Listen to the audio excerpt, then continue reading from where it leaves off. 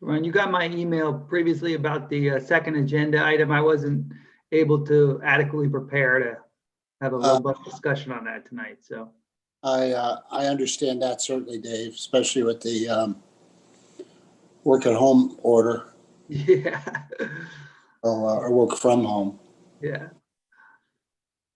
Yeah, I saw now that the, I guess Lamont ordered, I guess, sports to clamp down as well, which I think is a good move personally. Yeah. No, it's tough. Positive rate went up again today. Yeah,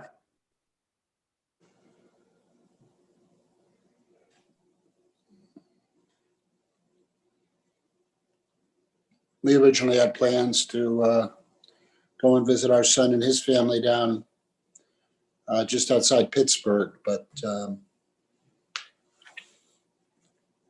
intelligence took over. yeah, no, that's smart. Well, to be honest with you though, not everybody's going to adhere to that advice, which is unfortunate. It is. Hopefully more do than don't. It's there's a lot of concern with all the college kids roaming all over the country, going back home, and it's difficult. Yeah, it is. Hey, Marlene, Hi. I guess Mary Haberay was telling me her grandson, I don't know if this is how this worked out, but he had to take a COVID test before he left school, and then he had to take a COVID test when he got here as well. So, Wow. hey, John. Everybody. We all have to get lives. I mean, we log on 10 minutes early for a PNC meeting. That is true. That's Yeah, in case there's technical difficulties. Yes, Yeah. you're right. You're right. How do you think the lights came out? Well, I think they look pretty good. I love the library. I think it looks great. Yeah. And the woman from the library, I can't think of her name right off the top of my head. She Nicole, I think, right? Nicole, yes. She let us know that she thinks it's fabulous. Oh, good. Yeah, I did see that email. That's right. Yeah, that's great. good news. Yeah, yeah. So I noticed there's a couple trees in front of the movie theater that are not lit. There's a couple poles that we're having electrical issues with, so it could be that. Oh, okay, yeah. Scott Erskine actually has somebody in the process of hopefully fixing that. So we're on top of it, but it's not resolved yet. Awesome. It was a terrific idea. It was a lot of fun putting it together, and the idea evolved from some good discussions with a brain trust. Gotta get a pen. So Ron, you saw the email from Mary about who's coming. Did you get that? Yeah. Yes. Hey, Brian, Chris. question, and Dr. Hay may attend, but probably not. Okay, yeah, I saw that. Right. Well, she's got a good excuse. She sure does, unfortunately. Chris, you were able to hear us and participate? I can hear you. Can you hear me? I can. Yep. I just want to verify. Great. Perfect.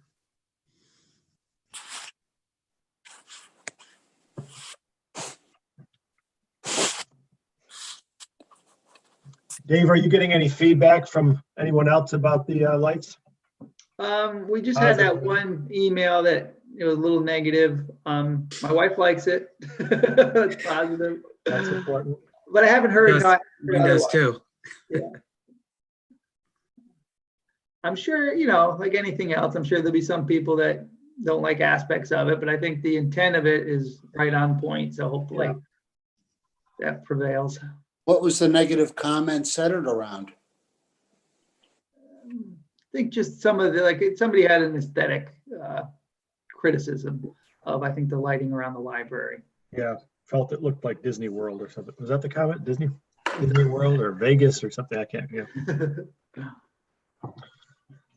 They haven't been to Vegas in a while, apparently. Hey, Rich, how are you? Dave, how are you? Good. This is a new event. Yeah, Doing it this way? this is my life. Listen, even Chris put a tie on, not me. Yeah. David, are you old enough to remember Max Headroom? Yes, I do remember that. That's what we've become. We're not really, Yeah. we're just all, It feels like that. And then when you're on Zoom long enough and then you look at someone in real life, you forget if they're 3-dimensional or 2-dimensional. That's funny. at least on Zoom, we don't have to wear masks, right? Yeah, that's true. True. How are you, Ron? I'm fine, Rich, thanks. Yourself? No complaints. Good. Not doing much. Drive from the house to the project and come home. It's gonna be a long winter.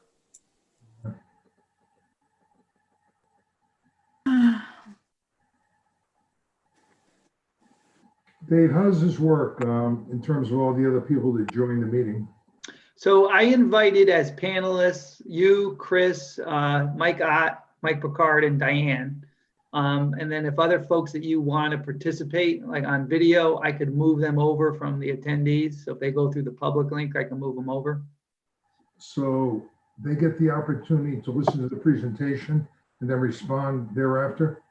Yeah, so for the public, what we'll do is you'll give the presentation, the commission will do some back and forth with questions. And then when we open up the public hearing, folks can raise their hand, so their virtual hand. And then Okay. one by one, I unmute them and allow them to talk. And then we kind of go down the line of folks that are interested in speaking. And then certainly, the commission may have some follow-up, or we may give, Chris or yourself an opportunity for Yeah. comment. And so it seems to have worked pretty well. The real advantage of the format is when you're sharing your screen or Mike is sharing his screen to show us the plans, everybody can look at it very clearly, which is not the case, obviously in the meeting room. Okay. So we've done this since March, and I think have had pretty good success. So Dave, am I able to have you share your screen with stuff that's already on file or no? if needed, I can. I mean, the only issue is I got to get to it, and sometimes that's a little cumbersome. But if there's something specific, I can pull it up while you guys are giving your presentation. Hi, David. Hey, Ron, how are you? Good Good. time. Mr. Chairman. Joel's here. Hello, Joel.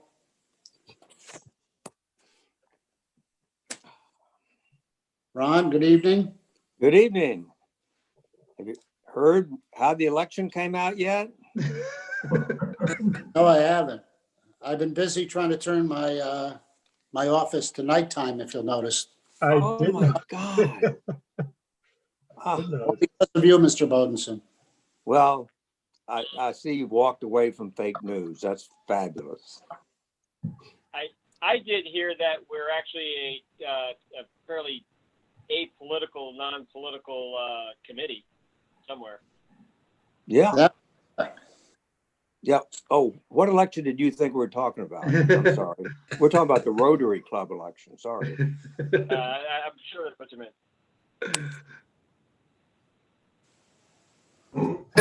For John, I had a question for John Mathers. Sure. John, when are the porch curtain coming in? I'm pleased to be able to give you an answer on that. And the answer is Monday. Oh, beautiful. They're going to be installed on Monday. Okay, good. Yeah. Yeah, we're planning a lunch, so, okay, good, thanks. Only a couple months late. That's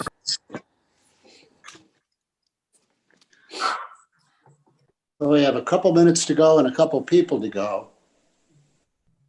Let's Mr. see. Chairman, I have one attendee with their hand up. I may allow them to talk real quick just to make sure, see what their question is. Maybe we'll explain the process a little bit, just so folks know what to expect. Is that okay? Yeah, sure.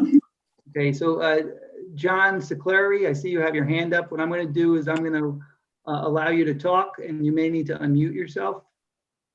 So John, are you there? Just here. I'm just trying to chime in here and let them know I'm here, that's all. Perfect. So, yeah, well, and I'll explain it for everybody that's on this meeting. So the folks that are participating from the public are attendees to this webinar. And so the first half of the webinar is going to be the applicant giving a presentation to the Planning and Zoning Commission. The Planning and Zoning Commission is going to be asking some questions, so there'll be a little bit of back and forth there. And then at some point, we'll open it up for the public hearing portion. And just like you did there, we'll ask people to raise their virtual hand, and individually we'll allow them to talk, and you can unmute yourself and either ask a question or if it's appropriate, you can make a comment in favor or in opposition of the application. And so that's generally how it'll work. So just for a short while, you'll just be an observer, but then you'll be able to participate just like you are now. Thank you. Thank you.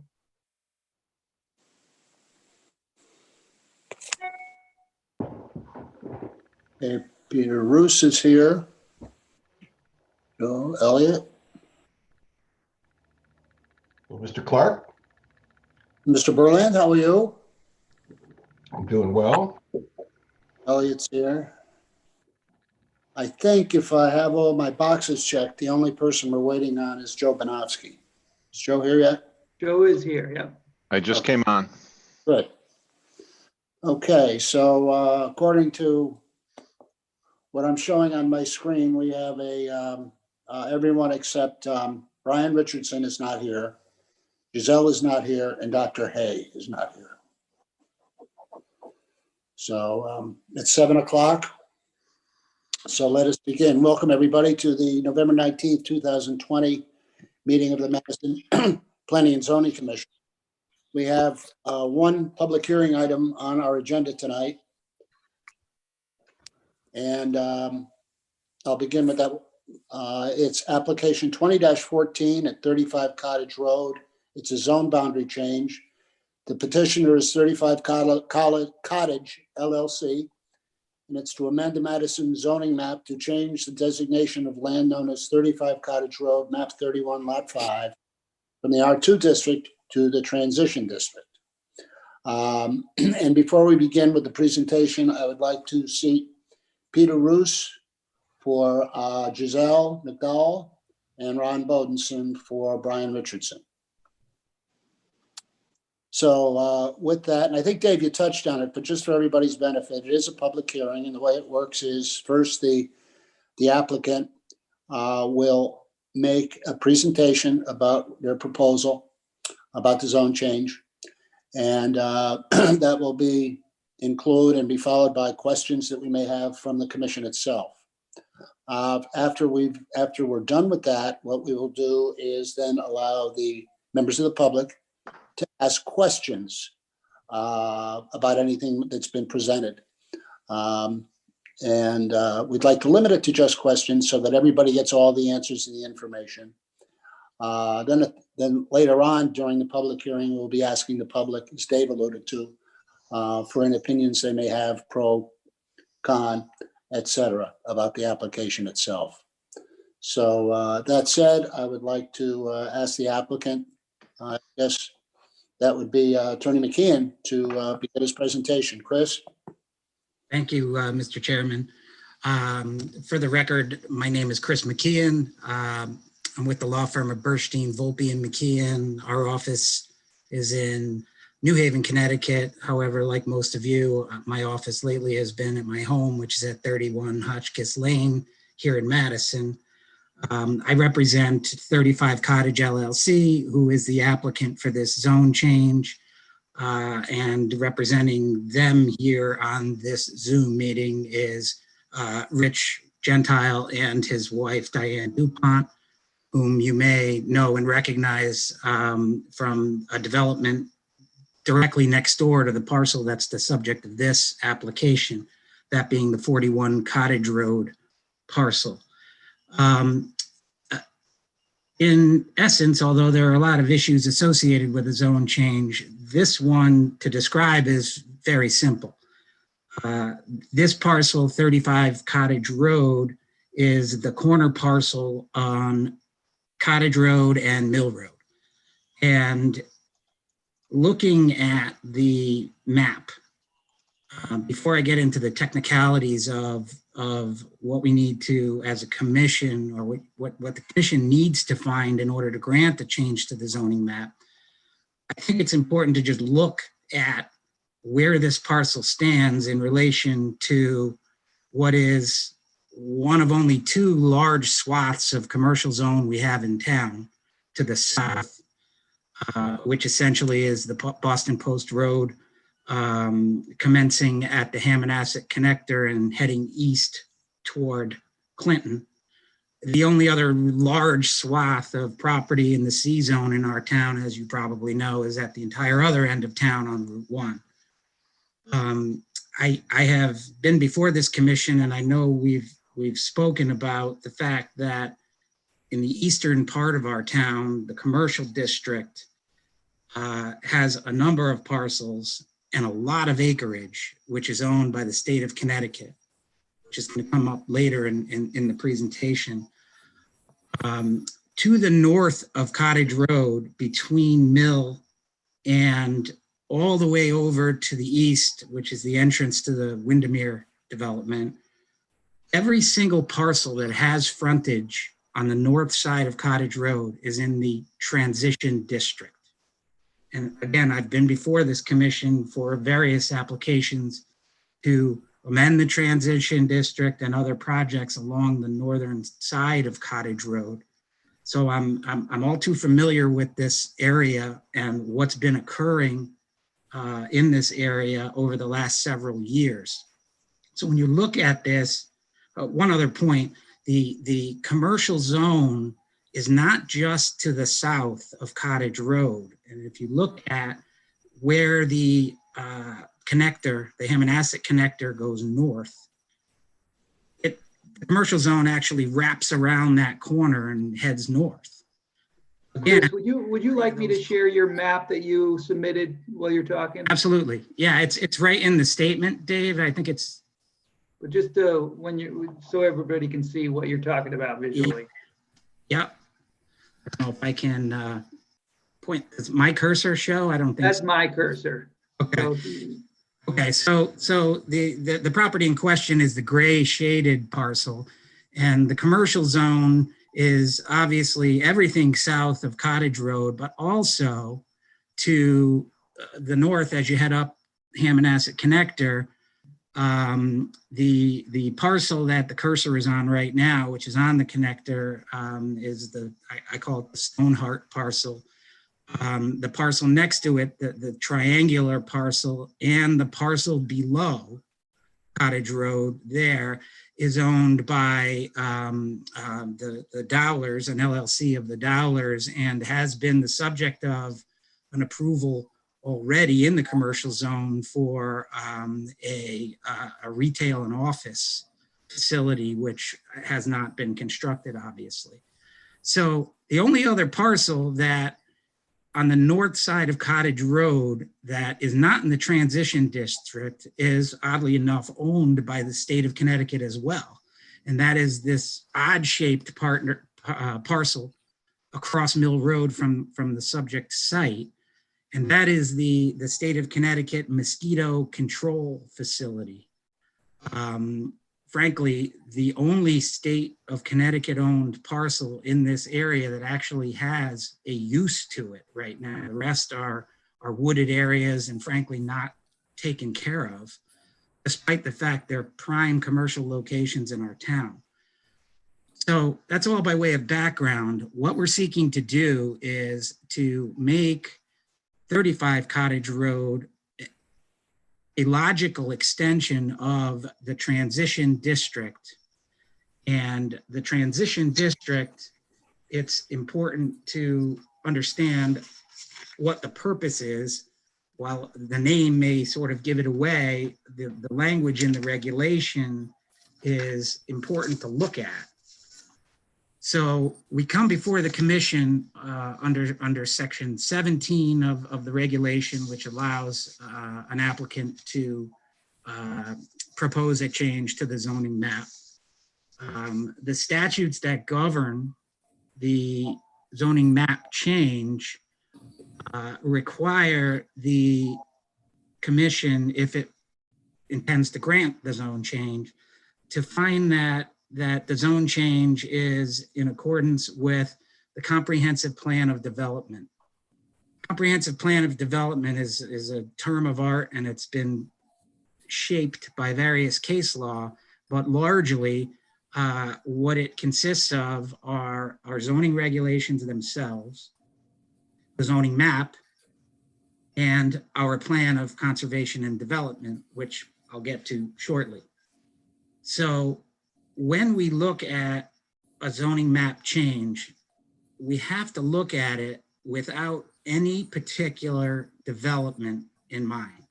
And this is going to become important later on in this hearing, and based on some of the letters in opposition that I've read, which I'll address later as well.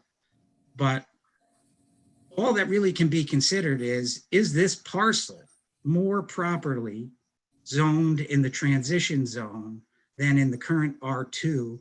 And if we change the zone to the transition zone, are we serving a greater community benefit? And are we adhering to complementing uses between the commercial zone to the south and the residential zone to the north? So that really is the sole analysis, although there are lots of permutations and other sort of offshoot issues that come up. The transition zone itself, relatively new zone from 2011, and in section 6.41, the purpose of the transition district is to allow limited commercial development on properties adjacent to a commercial district, provided such use and development is compatible with and suitably buffered from adjacent residential use. Okay. Importantly, in 2014, the commission amended the purpose paragraph of the transition zone to insert the following: an additional purpose of the T district is to permit somewhat more intensive residential development than would otherwise be permitted in the adjacent residential zone, thereby further supporting the transitional nature of the district. And it's in that vein that subsequently in 2017, the provision related to planned residential district was inserted into the transition district as a use permitted by special exception. That is an important factor here, because every single use that anybody could put a property to in the transition district, apart from just single family residential, requires a special exception, which means however anybody wanted to use this parcel, if you choose to change the zone to transition, and any other parcel in the transition district, they have to come before you and explain how the site works. Is it going to operate safely? Will parking be served? Will septic be accommodated? Will the environment and surrounding community be protected and buffered? All of the requirements that we go through and spend lots of time on a special exception applied to any use that anybody could ever want to give to a property in the transition district. So again, the change from R2 to transition is allowing, if it is granted, a larger number of uses, but a limited number of uses, as opposed to the full-blown commercial zone. So I would submit that purely on the location of this property, it's being next to an entire street of transition zoned parcels, and essentially being surrounded on the south and largely to the west by commercial property. This property is really crying out to be put in the transition district, because frankly, I don't know what we have a transition district for if this parcel isn't supposed to be in it. And again, I want to reiterate, because I know it's going to come up when people want to speak in opposition, and that is, we're not asking for any particular development to be proven or to be permitted tonight. What we're asking for is for you to grant the zone change to permit the opportunity for a developer, such as my client or a future owner of the property, to redevelop and get the most beneficial use out of a piece of property that presently is underutilized as far as zoning purposes go. About the property itself and what's there now, there is a house on the corner, obviously, the Sparrows house, and a second building, which is a garage, but has a large, I believe, office or training room above it. And my understanding is that it's been utilized for a very long time as a sort of training office and facility for employees of Mr. Sparrow's business. So this property has had a transition district use, if you will, for quite some time already. It's not just a single family residence sitting on a piece of property that has a pond on it. So I submit to you that that particular fact, coupled with the fact that the house itself being located presently in the R2 zone is non-conforming. The house is far too close to both streets. It violates the setbacks. So we submit that the change to the zone serves a whole bunch of purposes, and most significantly is consistent with the comprehensive plan and the plan of conservation and development. And I want to point specifically to you what I think and what I would request that you find if you're inclined to grant the zone change. One, the property itself, in looking at the plan of conservation and development, specifically at page 69, it has a map of properties and it marks in varying shades of red properties that would be allowed and encouraged to have more intensive use and higher densities being allowed. This parcel is within one of these red zones. So looking at the map in the comprehensive plan of development, you will see this parcel is, in terms of future land use, one of the parcels recommended for higher density use. Secondly, as I've indicated before, the location between commercial properties to the south and west and residential to the north,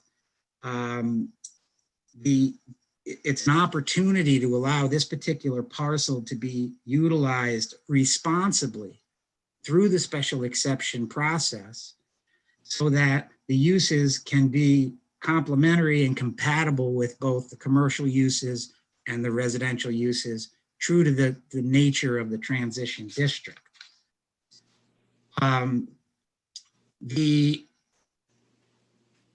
The property, as I indicated before, it's the only parcel with frontage on the north side of Cottage Road that is not in the transition district. And again, because anyone who wanted to develop this site, if it were to be put into the transition district, would have to go apply for a special exception, which in turn would trigger an automatic referral to ACA for recommendation and comment, as well as this particular site, which, as you may know, has a pond on it. So the Inland Wetlands and Watercourses Agency is going to have to be involved in whatever anybody would propose to do on this property. Probably the two most important points about allowing this property to be put into the transition district is, first of all, it will enable somebody to consider a development under the planned residential district or development, excuse me, that will, and as we've seen already has in with respect to other parcels, adds to the diversification of housing options in Madison. And if I've learned anything over the last 6 months, what and where people live is rapidly changing, and what's occurring in our town is not different than a lot of towns. People are here more, and we have a town that many people see is busier in the summer. It's busy now, and there's a lot more people wanting to downsize from big, large homes and have less to take care of. We have the development over at the corner where the general's residence was. It's doing extremely well from the information I have.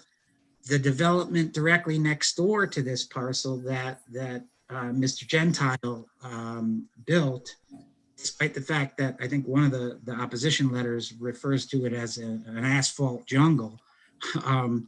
I would submit that those two buildings are a welcome development to a site that had a building on it, which had formerly been used as an accountant's office. And from my understanding, because I actually had looked at office space in that building, I think he had it for lease for almost 5 years, trying to make an office out of it. Now we have 10 brand new units and a site that looks much better than the old site.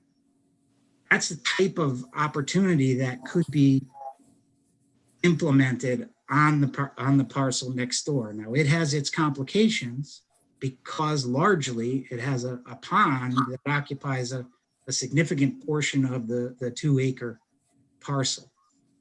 So moving the property into the transition district will enable the opportunity for projects such as that. Obviously, the decreasing revenue of the state of Connecticut, which is probably going to be astronomical, like most states, on the heels of the pandemic, but that will trickle down to the towns and municipalities of Connecticut, and revenue and increasing our tax base where we can, I believe, will be a critical issue in the years ahead. And to look at what occurred with Rich Gentile's development directly next door, the one at 41 Cottage, that parcel had a tax bill before Rich did his redevelopment of about $7,200 a year. And I believe the revaluation will turn that into tax revenues for the town in excess of $40,000. So someone may say, well, it's $32,000. Well, it's $32,000 of revenue per year forever, and it's one parcel. On this particular parcel, 35, our clients have done analyses on a number of different types of developments, and I'm going to get to that in the next portion when I try to address some of the concerns of the letters that were submitted in opposition. But that bill, the tax bill now, I believe, is a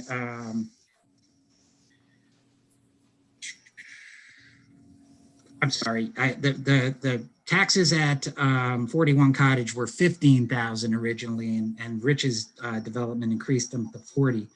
The current taxes on the subject parcel, 35 Cottage, are roughly $7,200.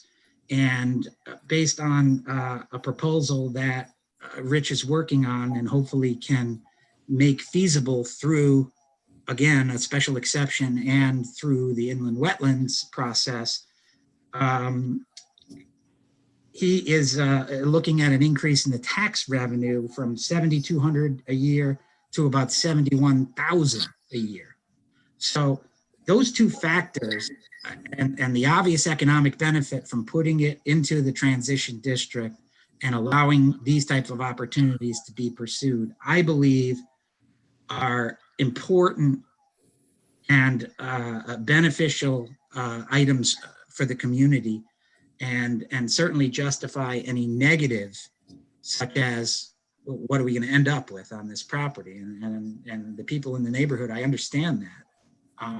Again, that's not what we're here for tonight, but whatever would end up on this property has to go through the process of the special exception. So buffering, aesthetics, through ACA, protecting the wetlands, and the environment and the wildlife, all of that can and will have to be addressed at other agencies and through other applications. So I think the lion's share of the opposition that I've seen, and I don't know if there's more here, people who want to be heard tonight, but I think their arguments or their points are more properly made at an application before this commission for special exception or before the Inland Wetlands Agency in dealing with the wetlands and the environment.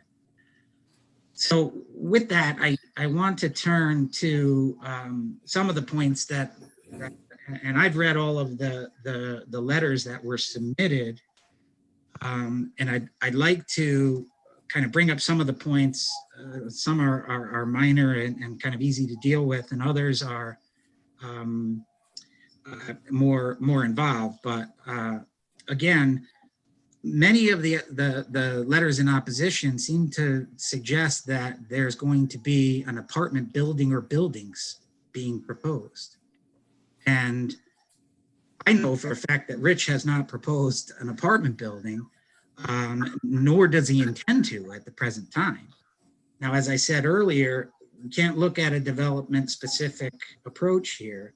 And it is possible that an owner of this property could propose an apartment.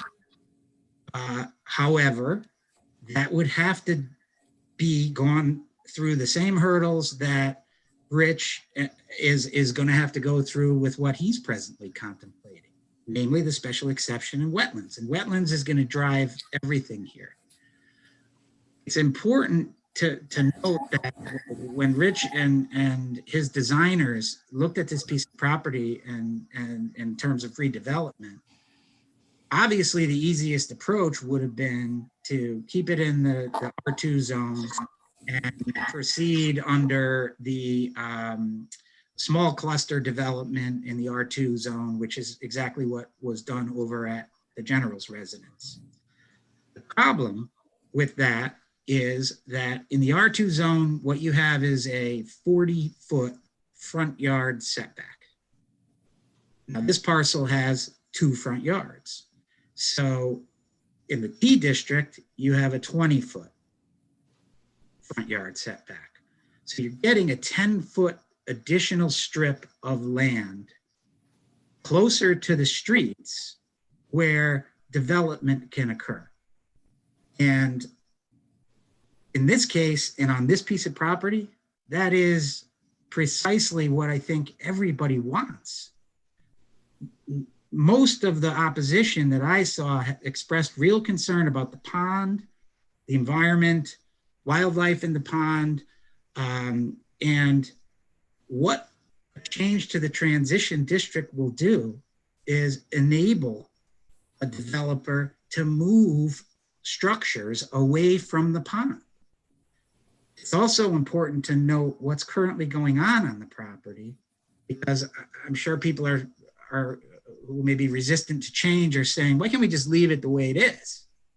It's a fine piece of property the way it is. Well, what you have now is a maintained lawn around a good 2/3 of a pond. And anybody in the wetlands arena will tell you that a maintained lawn leading right up to a pond is not good. You have fertilizer clippings. The potential for compromising the water is much more so than if you have an appropriate buffer and allowing storm water to naturally migrate into a pond. So anyone who develops this site is going to have to deal with a better approach to protecting that pond than what's currently going on right now. So I did prepare a kind of rudimentary document. And Dave, I don't know if that's something you can show. I sent it to you late. Is this the concept plan you'd like to share? Yeah, the concept plan, and it has colored rings on it. Just give me 1 second. I'll pull that up.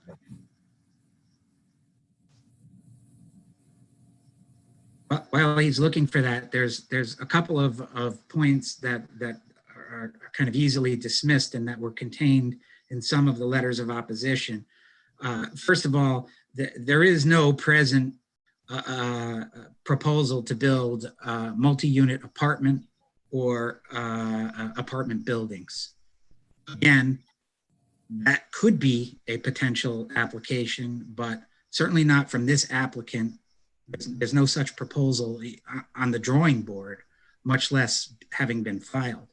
They have filed an application before the Wetlands Agency so that they can get the conversation started about how best to arrange the buildings around the site.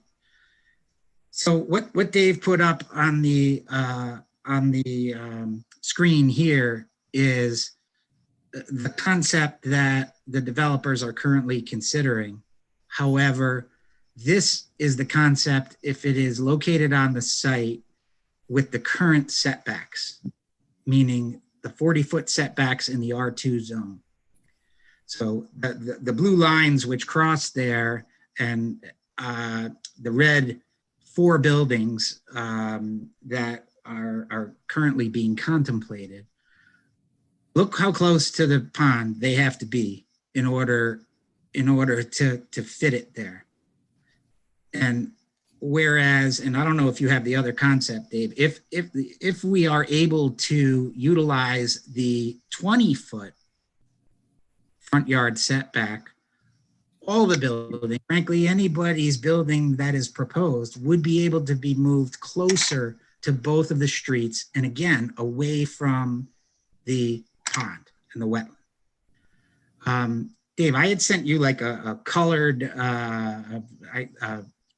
I don't know if that's handy, but it helped me when I was looking at this and considering it. I don't know if you can get it up, but David, you're muted. Yeah. Yeah, I'll look for that right now, Chris. Okay, sorry. Some other minor tidbits. I know the issue of a very old and beautiful tree on the corner of the property. There was concern about that being taken down. Again, we're here on a zone change tonight. We're not proposing any development, but I wanted to point out to everybody that that tree isn't even located on the parcel. It's actually on the town right of way. And the same with the monument that is on that corner. So certainly we couldn't remove that, either one, the tree or the monument, if anyone wanted to, and nobody does. I did see that come up in some of the letters in opposition. So this drawing that Dave just put up, the outside sort of purple line is the area that is gained if we change the zone to the transition district. Okay, and that's what I was saying in terms of if we are able to get that additional use of upland and move any structures we're proposing on the site closer to both streets, we move further away from the pond and we're better able to protect the pond and the associated environmental impact. It means less activity around the pond, buildings being located further away, and anything associated with buildings being located further away. So a good portion of the letters in opposition were suggesting that changing the zone will have a bigger impact on the wetlands and the environment. And I submit to you, I couldn't disagree more. I think moving the building envelope further toward the street will actually help a development occur and be less impactful on the wetlands. The beginning of this endeavor by Rich, obviously we started out trying to do a tasteful development within the existing zone. And what they found is that the pond is what is the problem.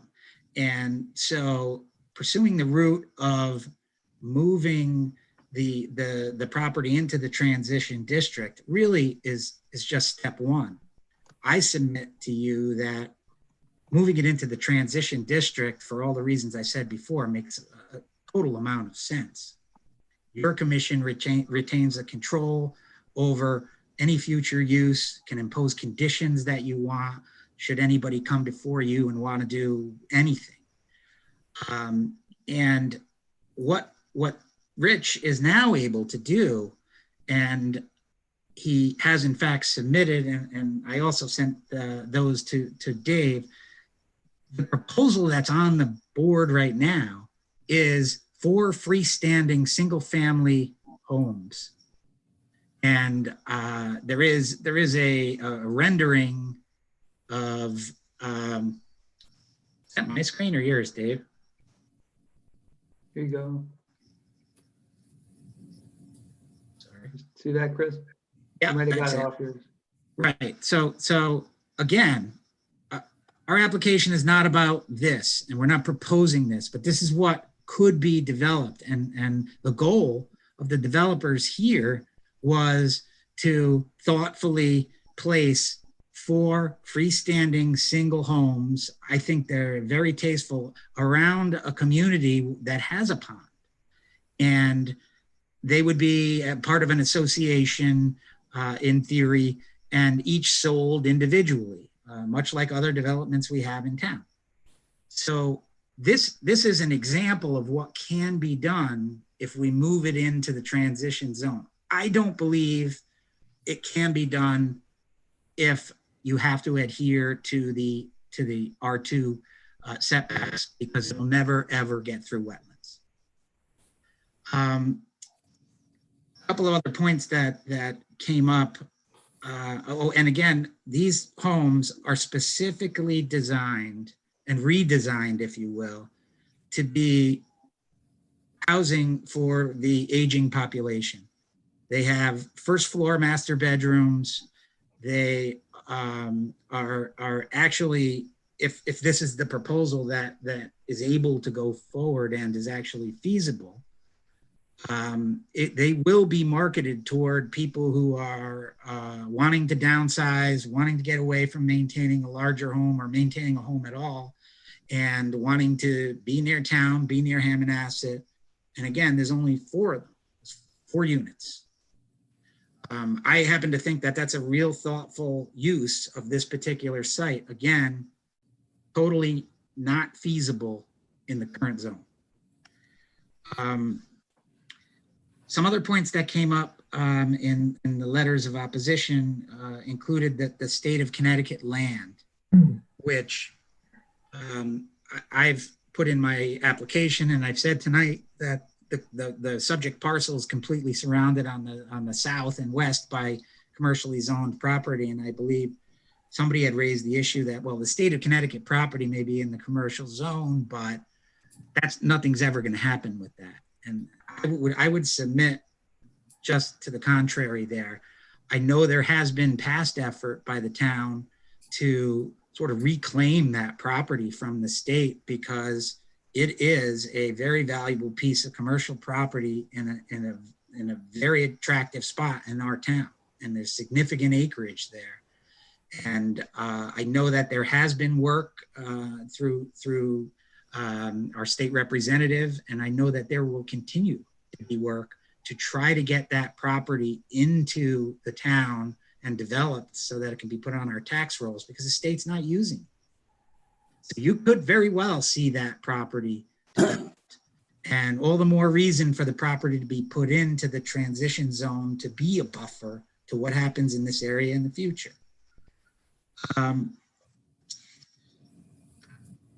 I did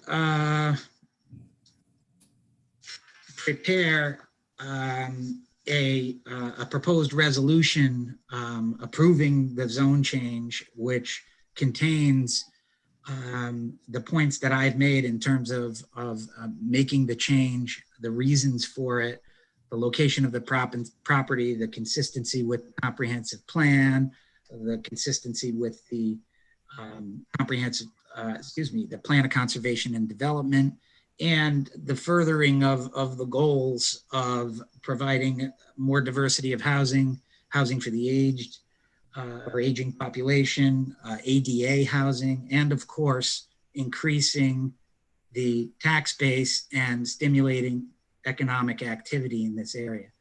Rich will tell you that his property next door that he built has a bunch of new people that moved into town that are living there, and they're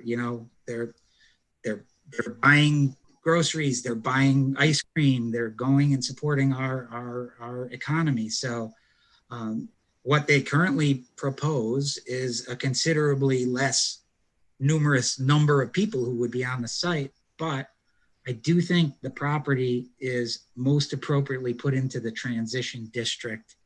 And I would encourage you to grant our application so that we can pursue the plans to bring about a responsible redevelopment of this site.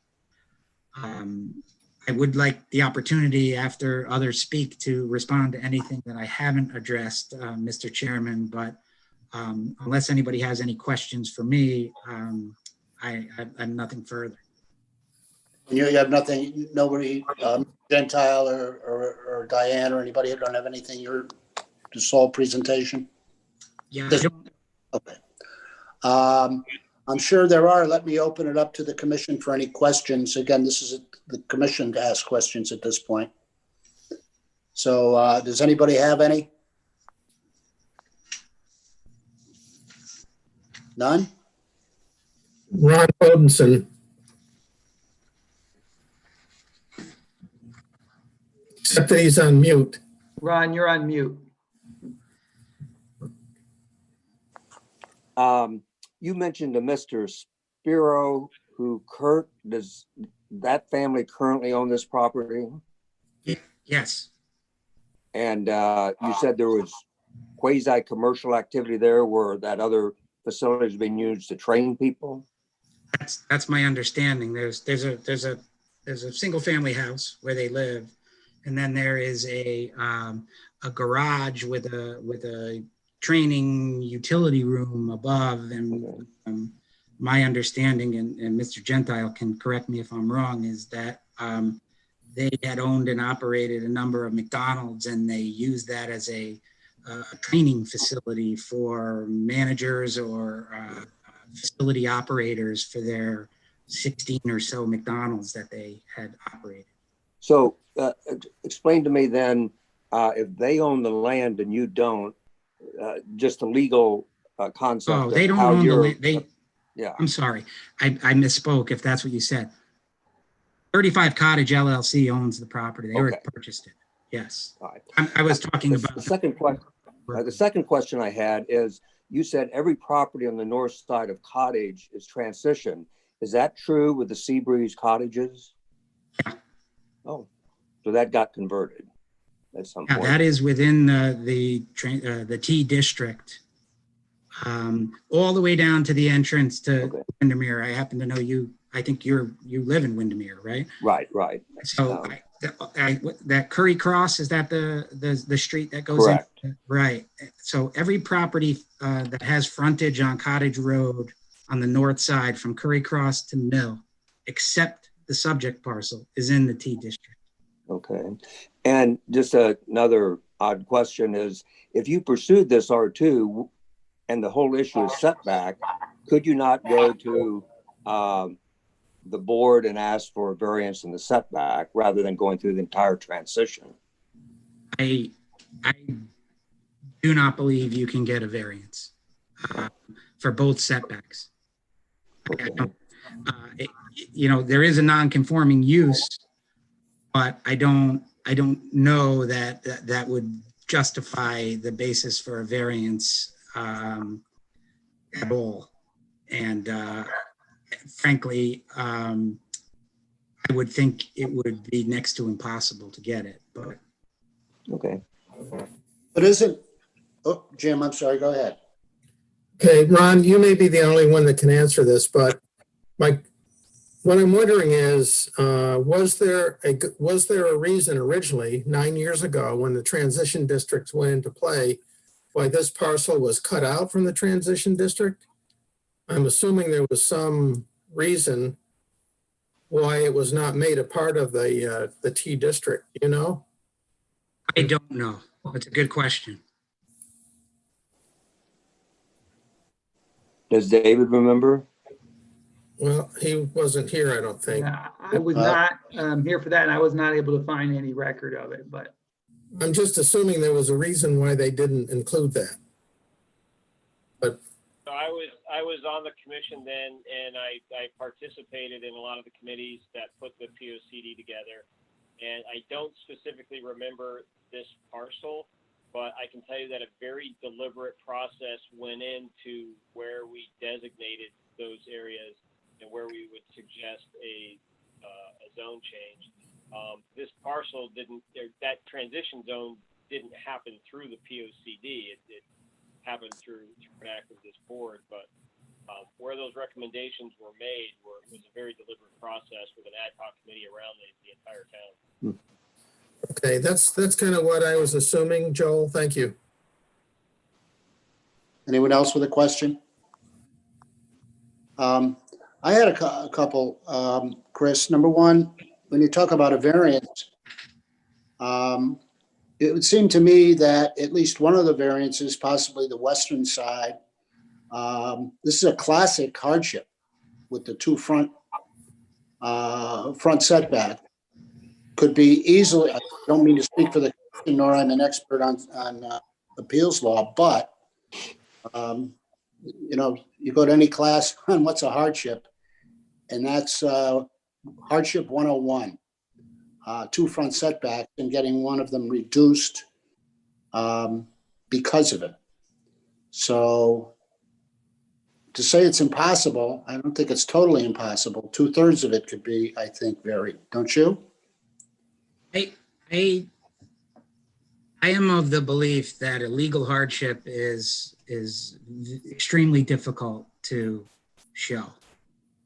And I also don't believe, having recently been before the Zoning Board of Appeals, that there is a very good likelihood of getting a variance in that regard to permit a development. Okay, thank you. The second one was on that first schematic that you showed, or Dave actually showed, with the 40-foot setbacks and how far they went toward the wetlands. I assume that those buildings were encroaching right up on the boundary of the wetlands, right to the buffer. We adhered to the 40-foot setbacks. Yeah. Yeah, The rear yard, they would go right up to the buffer? they would go right up to the pond. They would go right up to the pond. Well, wetlands might have a little issue with that. Right. So this picture that this map that Dave has on the screen now, those red outlines that's adhering to the 40-foot setback, and that one building is basically in the pond. So, all right, I didn't pick up on that when I first saw it. All right, well, that negates my second question.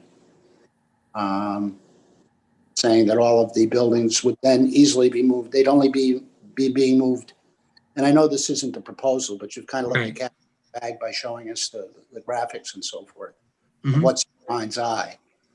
That taking away the 20 feet on either side just moves it a little, 20 feet further from the pond. That doesn't accomplish much either, does it? 20 feet? Yeah, if you're gaining 20 feet on the south and west side, you're going to move them south and west by 20 feet only. Yeah. Correct. So you still got significant buffer issues, don't you?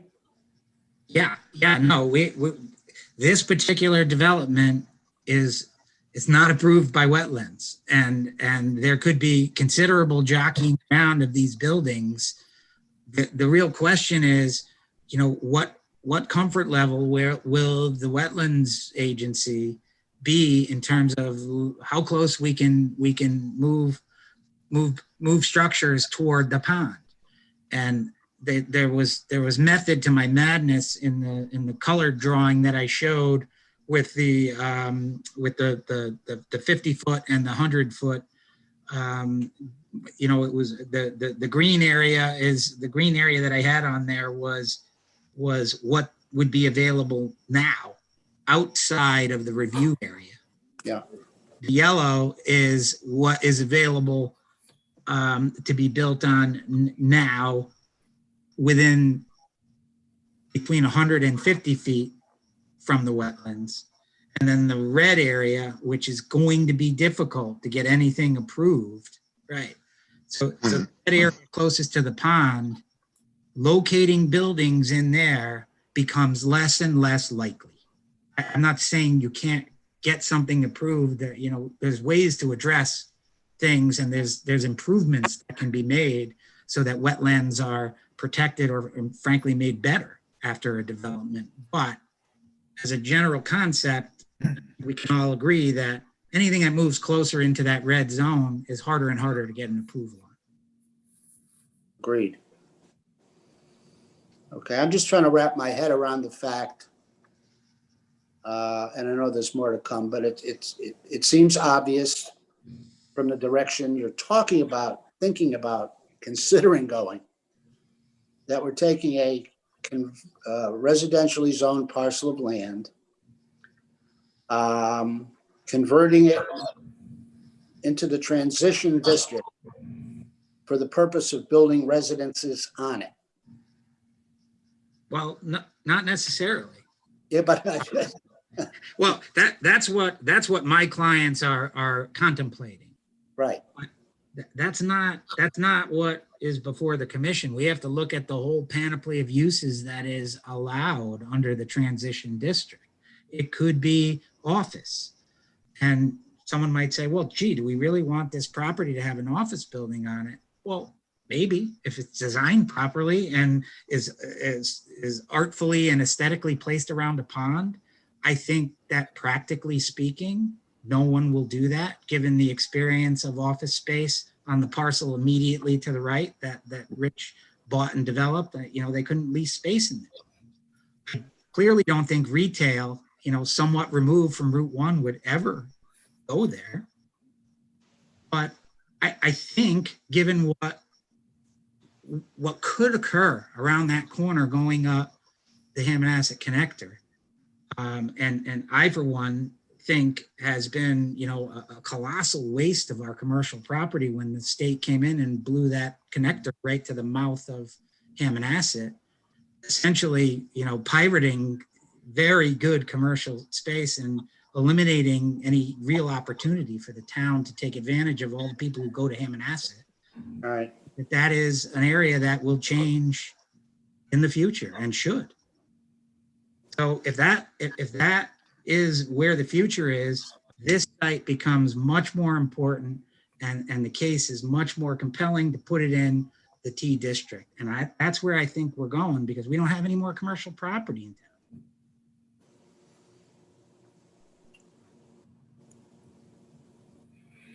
Gotcha. Any other questions from the commission before I ask the public if they have it? Yeah, Ron, I think Yeah. John's got his hand up and so did I. Go right ahead. It looks like you're at least thinking about doing some kind of a residential development. Would it be for sale or would it be for rent?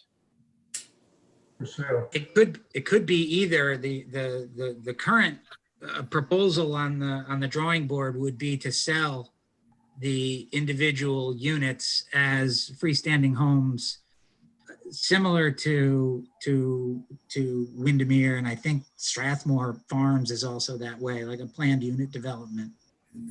But you'd buy your house. Okay, and would any of them be of the like that could qualify for affordable housing, like Cottage, 41 Cottage does? I know it's not the same property, but would there be any thought that it would be affordable housing? No. The reason why somebody might want to use the 10% below market rate section of that provision would be to increase density. So you can get 8 units per acre on a site under that planned residential development provision. If you make 10% below market rate, you can get 12 per acre. But the current proposal is 4 freestanding units, so we don't have any need for more density under what they're proposing. Thank you. I can't see the hands. Is there anybody else, Dave, that you see? Yes. John does. Ask a question?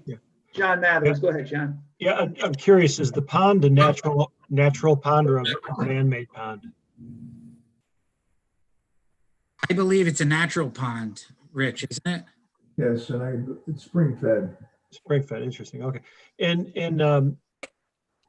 the parcel is just under 2 acres, like 1.9 acres, something like that. And how much of that is the pond?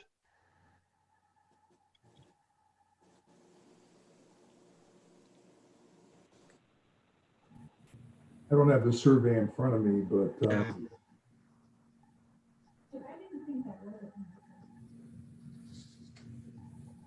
I don't believe it is that much, but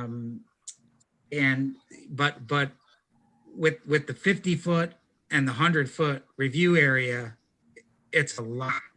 And again, that colored map that I had prepared shows, the white egg looking section is I don't know if you can see it, but yeah, I saw that white area is the actual pond. Is the pond, okay. And do your plans, and I know that we're not here to discuss a specific proposal tonight, but do the plans involve removing the existing buildings? And are they in poor repair that you would want to replace those buildings? It would involve removing both buildings, one of which, the home, as I said, is currently non-conforming in terms of its location. It's within the setbacks. Dennis, Chris, it's totally in disrepair.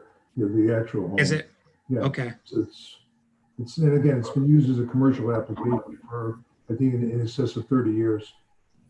We said basically their office. There's no shower or anything in it.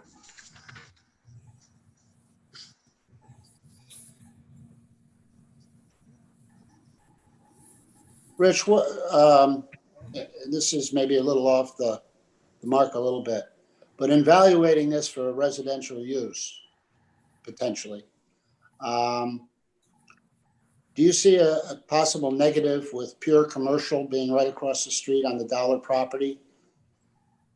Strip mall type of, I think that approval's expired. That had to be 7 or 8 years ago, but nonetheless. Maybe, yeah. I really don't. I mean, to me, I think that obviously we purchased it.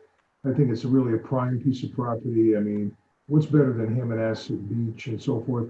Just a little background. When we built the apartment houses, my wife had just put it out on apartments.com. We did some drones of the beach, and the response was overwhelming. 42, 43 applications to rent, all qualified, all rented out within 2 weeks.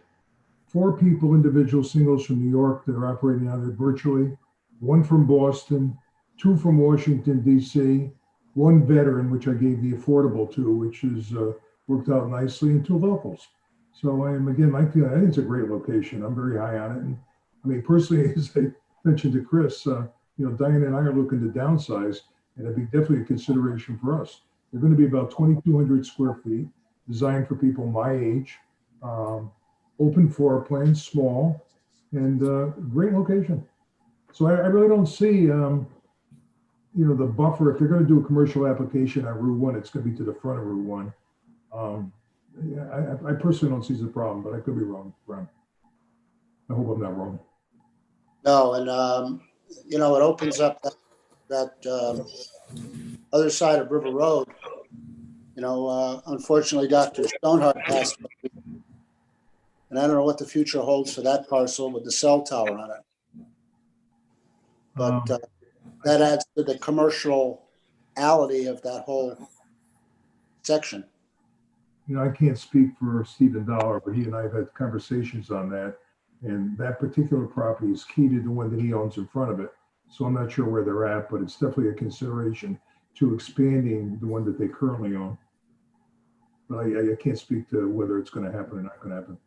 Yeah, okay. Well, you know more about location than I do, but I wanted to ask them. Any other commission members with a question at this stage? Dave, do you see any with a hand raised? Nope, I do not. Okay. Well, at this point, what I'd like to do is we have a good number of folks in the public viewing us tonight, Dave. Yeah, so we have 24 attendees on the meeting right now. Good, good. And at this point, we would ask that virtually raise your hand. Dave will act as the director. And again, right now, we're looking for questions and questions only about what was proposed by Attorney McKeon. So yeah, as Ron said, you can raise your virtual hand. I see 3 people already. And if you're on the phone and you wish to speak, you can actually dial *9, and that will indicate to me, that will raise your hand on my screen. I'll be able to unmute you if you're on the phone. So again, everybody else, just raise your virtual hand if you're on the phone, *9. And please identify yourself by name and address. Thank you, Ron. Good recommendation. So the first person I'll allow to talk is Rob Marzatelli. Rob, you're there? You may need to unmute yourself. Can you hear me now? We can. How are you? This is Rob Marzatelli from 20 Todd's Mills Circle. Thank you. I just wanted to make a statement and then 2 questions. The first statement is, from what I heard from Attorney McKeon, was that we are here for a zoning change and not for a proposal for a development. And then I heard that at the present time, there is not a plan for apartments. So I'll leave it at that. So, you know, the suspicion that I have is, you know, what we've been talking about here is some homes, but can it change to apartment dwellings, which is a concern. But on to my questions. My first question is, you know, I would like to hear from the advisory committee on the community appearance with respect to this area and what they have as a vision for this community. I know you can't answer that question, but that's just a question to think. Well, I guess I could answer that question indirectly. The advisory community, advisory committee on community appearance is a subcommittee to the Planning and Zoning Commission. They get involved in reviewing special exception permit applications for specific development proposals. So they do not necessarily weigh in on zone change applications. So if there was a future application for special exception, they would be involved in that, and they would be giving guidance to the Planning and Zoning Commission in that regard. Okay. Yeah, I just from my perspective, I just think it should be driven more by, you know, what the town has as a vision for this area rather than someone acquiring the property and profiting for gain. So I'll leave it at that. My last point is I've lived on Cottage Road for a few years, but then on Todd's Mills Circle for many years. And so I've been in this area for 20 plus years, and I frequent the area through walking and jogging. And I can assure everyone that the intersection coming from Mill Road onto Cottage Road is very narrow. And so as you think about considering this proposal, you know, what is going to be done with respect to such a narrow intersection? And I'll point you to section 4.4.1 of the zoning regulations that talks about that in a little bit more detail as far as safety concerns. So those are my 2 comments. Thank you, Rob. Appreciate it. Next up is Barbara Yeager. Barbara, you can go ahead and unmute yourself. Okay, am I here? Yes, you are. Okay, my name is Barbara Yeager, and I live on 205 River Road. And I'd like to say I am a landscape architect, and am actually very much for development of properties and the reasonable development of properties. I have a lot of concern about this process and some of the information that was brought forth.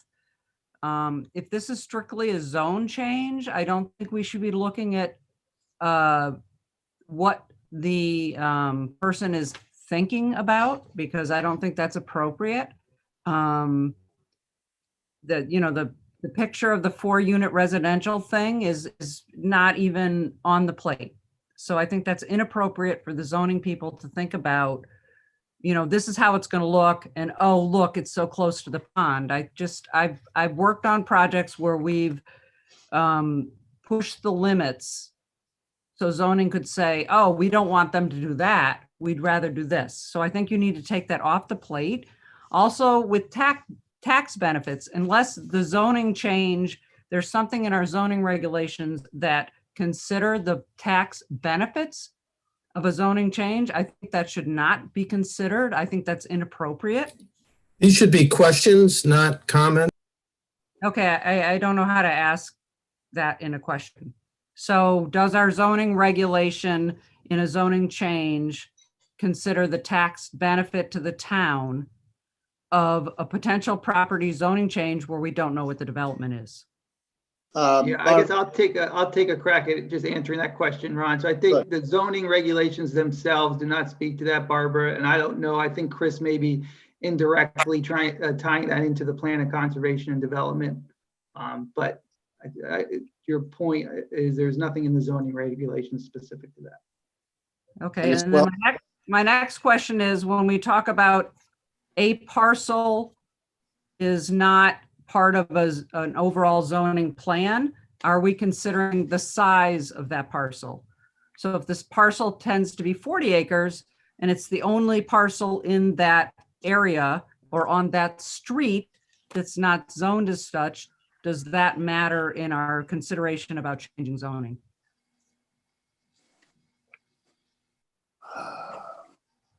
As chairman, I really don't know how to answer that, Barbara. It's a good question.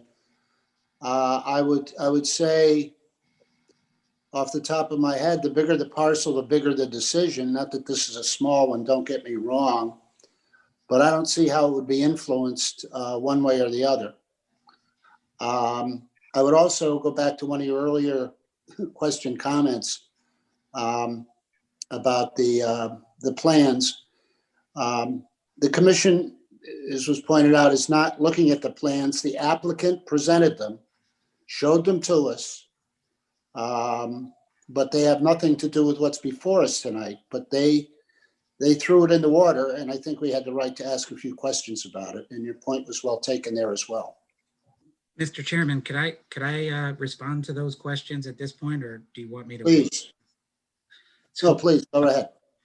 First of all, with respect to getting into what is currently on the drawing board, and I thought I was clear about that, but I'll say it again. This is a concept. We sent these as preliminary and as what potentially could be done.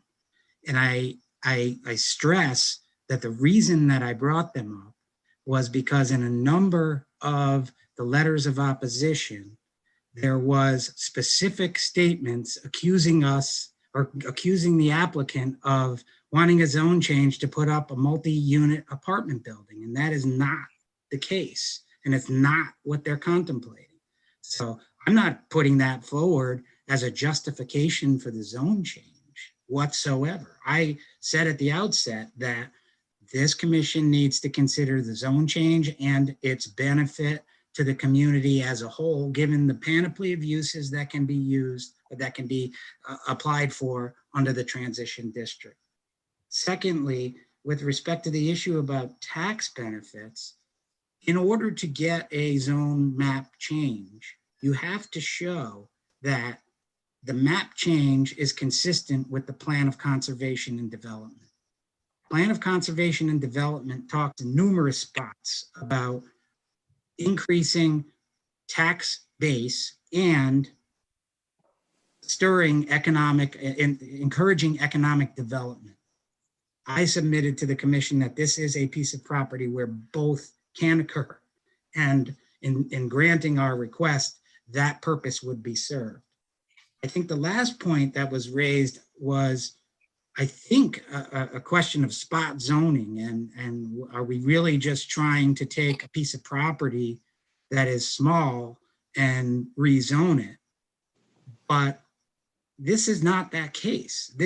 What we have here is an entire transition zone, and the purpose of it I've covered. We are simply expanding the zone. So if you want to look at the parcel of property that really is at issue here, it is the entire north side of Cottage Road that I'm suggesting should be in the transition district. So expansion of an already existing zone, I do not believe has any, there should be no concern about this being a singled out parcel or a spot zoning issue, if that's what the question was. Thank you.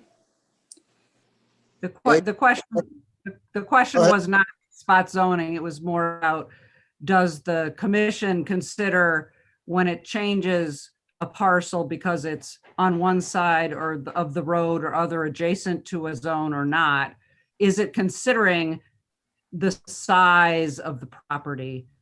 So if I consider, say, New Road, a piece of property that's 40 acres, is that an easier or harder consideration for the commission than a 2-acre property? And I'm not saying spot zoning, I'm just saying because you're talking about next to a zone. I know what you're trying to ask, but I think it's too hypothetical. I would think the same focus and decision-making power would go into 2 acres, would go into 20, would go into 50.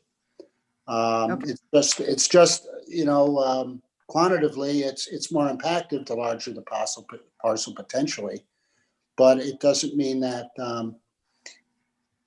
it's taken less seriously because it's smaller, or more so seriously because it's larger. If that answers your question. Yes, thank you. Thank And I you. just have one more. I mean, I have a ton because the applicant presented a lot of information that I can't respond to in a short amount of time, and I don't want to take up all the time.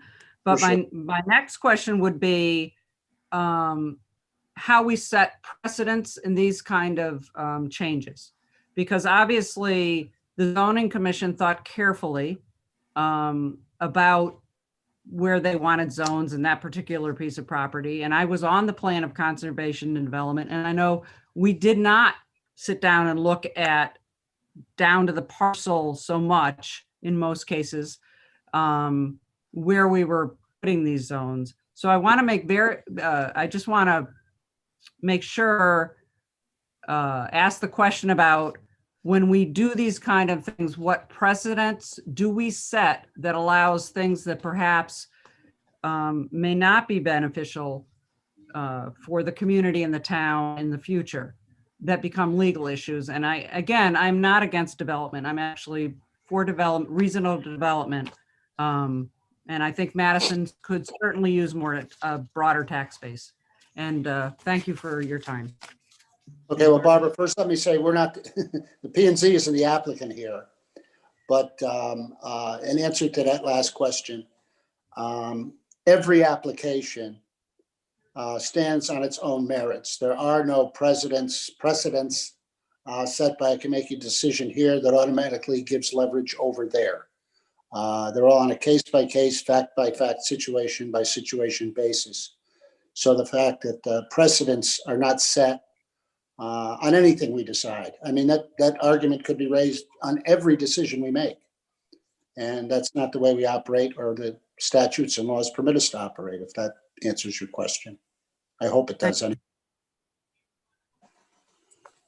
Right, next up, the D. King. Go ahead and unmute yourself. Good evening, everyone. Thank you for all this information. It's a lot of information. I'm sorry, please identify yourself and your address too. Thank I'm you. getting there.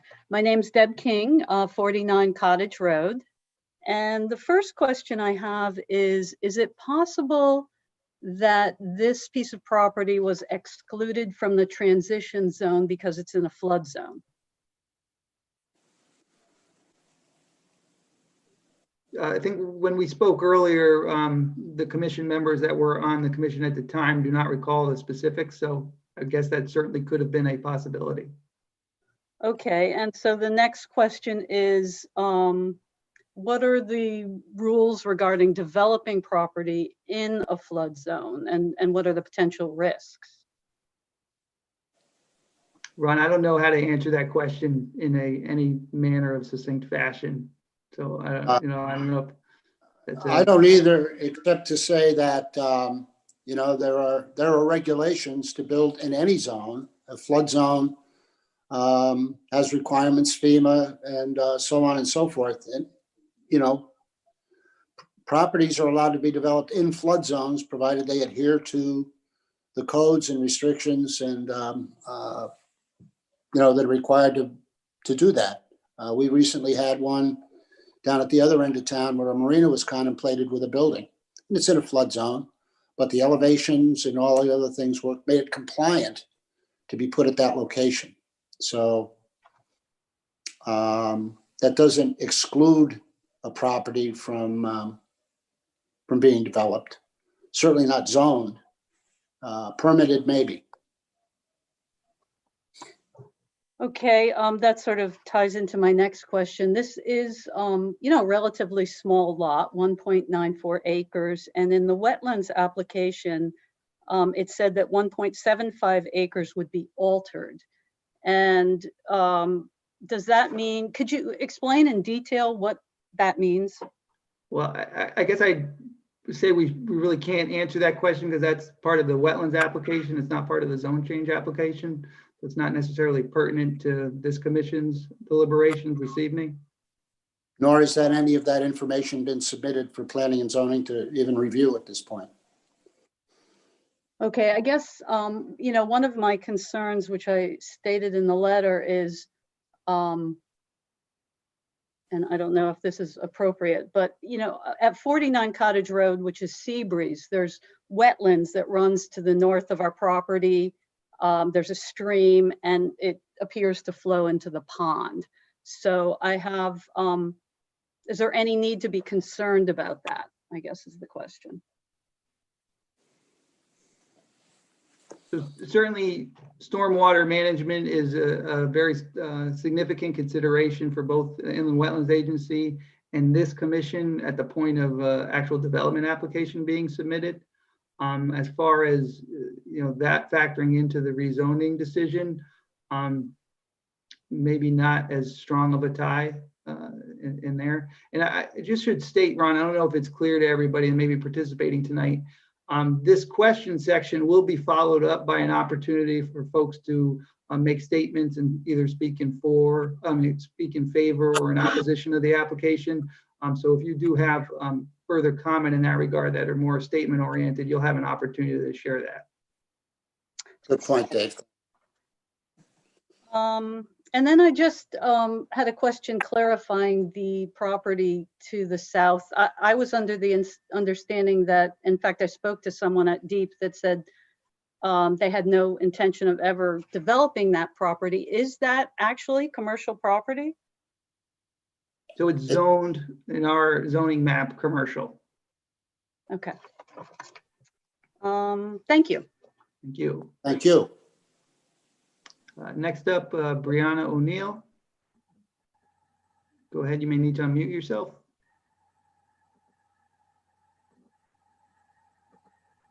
Hi, this is Eileen O'Neill, 49 Cottage Road. Thank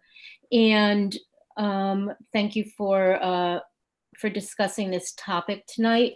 I just have a couple of concerns in the process. So we were on the Inland Wetlands meeting on November 2nd.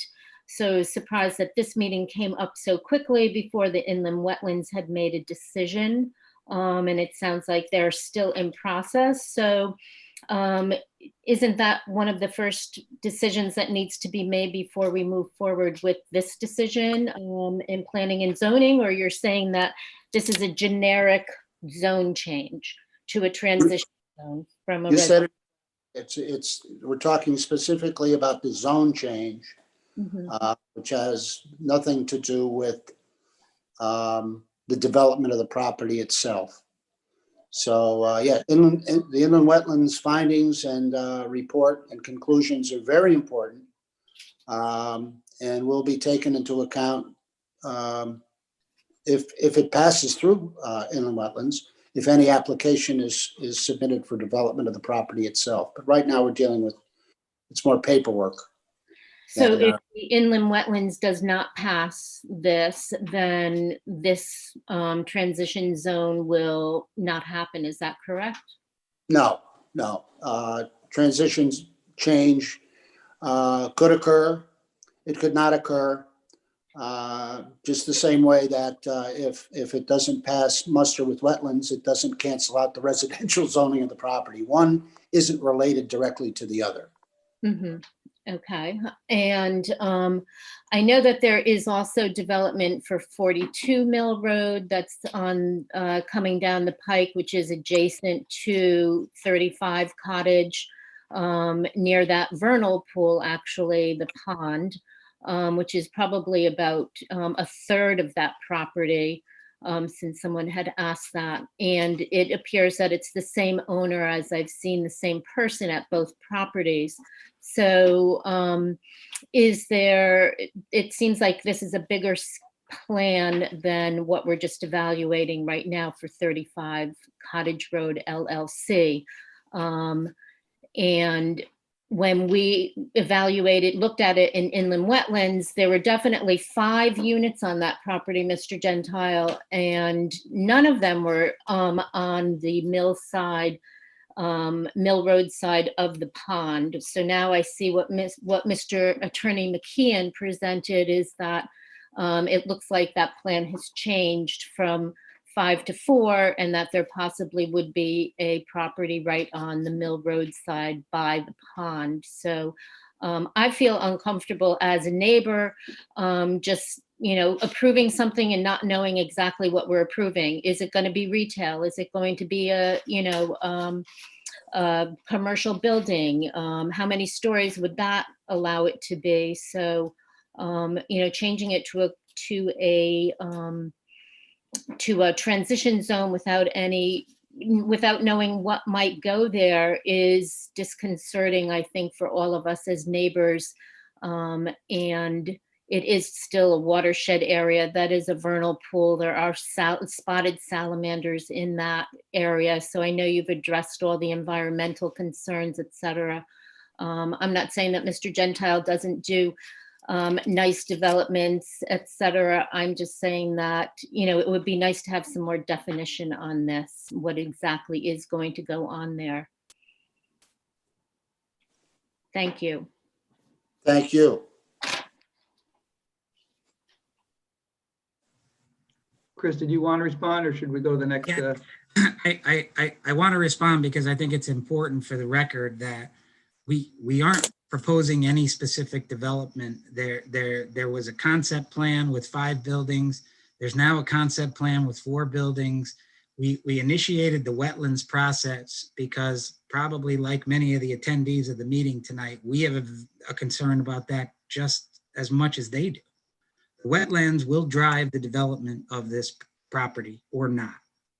But for what we're presently proposing or thinking about, we are coming before the commission to ask them to change the zone of this property, which we own, so that a broader range of development opportunity can be pursued with respect to the property. What we presented tonight is not even a proposal. It's not final. What was apparently discussed at wetlands was certainly not final. It was to begin a discussion about how this property could be developed. And the zone change obviously is the first step. And if the commission were to approve the zone change, it would enable the site to potentially be developed into any of the uses that are listed in the transition district. And I don't want anything we discussed or anything I said certainly to suggest anything other than that in terms of what we're doing tonight. And I understand that, Chris. I think one of, the thoughts that occurred in my head, we've seen concepts for a couple of ideas that you've had, and you've adequately described the conceptual. What we haven't seen is if it were transitionally zoned, what a worst case scenario would be. Densest, most packed property. And, tacitly we'd be doing that with an approval. And, what we've seen, we ask questions about, and, but with the full understanding that it's a concept. But what's the, I can speak to, what's I the can other? speak to the worst case scenario. That's the world I live in, unfortunately. I would say, and yes, that is the proper discussion to have in this forum. What is the worst possible thing? Somebody who came in and wanted to completely maximize density on this property. Okay, you have almost 2 acres. If it is in the T district, you could presumably build 2 buildings with, and if you made 10% of them below market rate, you could presumably have 24 units in 2 buildings. There is not enough room to accommodate that on this site with the pond, with the parking, and with the septic. It is just not a feasible project. So yeah, if I were a developer and we're going to buy this piece of property and we're in the T zone, sure, many developers may try to maximize units. There's other ways developers can do that. But what we're saying here is open the parcel up to a bigger building envelope and a broader range of uses, given its location and given what's occurring around in the neighborhood and likely to occur in the future, because it's going to be better for the town and better for this site to be able to be developed into something useful and beneficial. That is clearly the analysis that I'm putting forward tonight. No particular proposal, and I am mindful of all of the different possible uses that this could be put to if the zone is changed. Thank you. We Any other have, questions? yeah, we have one more attendee with their hand up, Don Moore. Don, you can go ahead. You may need to unmute yourself.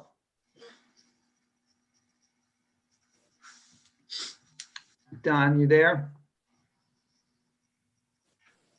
Okay, I'll come back to Don because we do have another attendee with their hand up.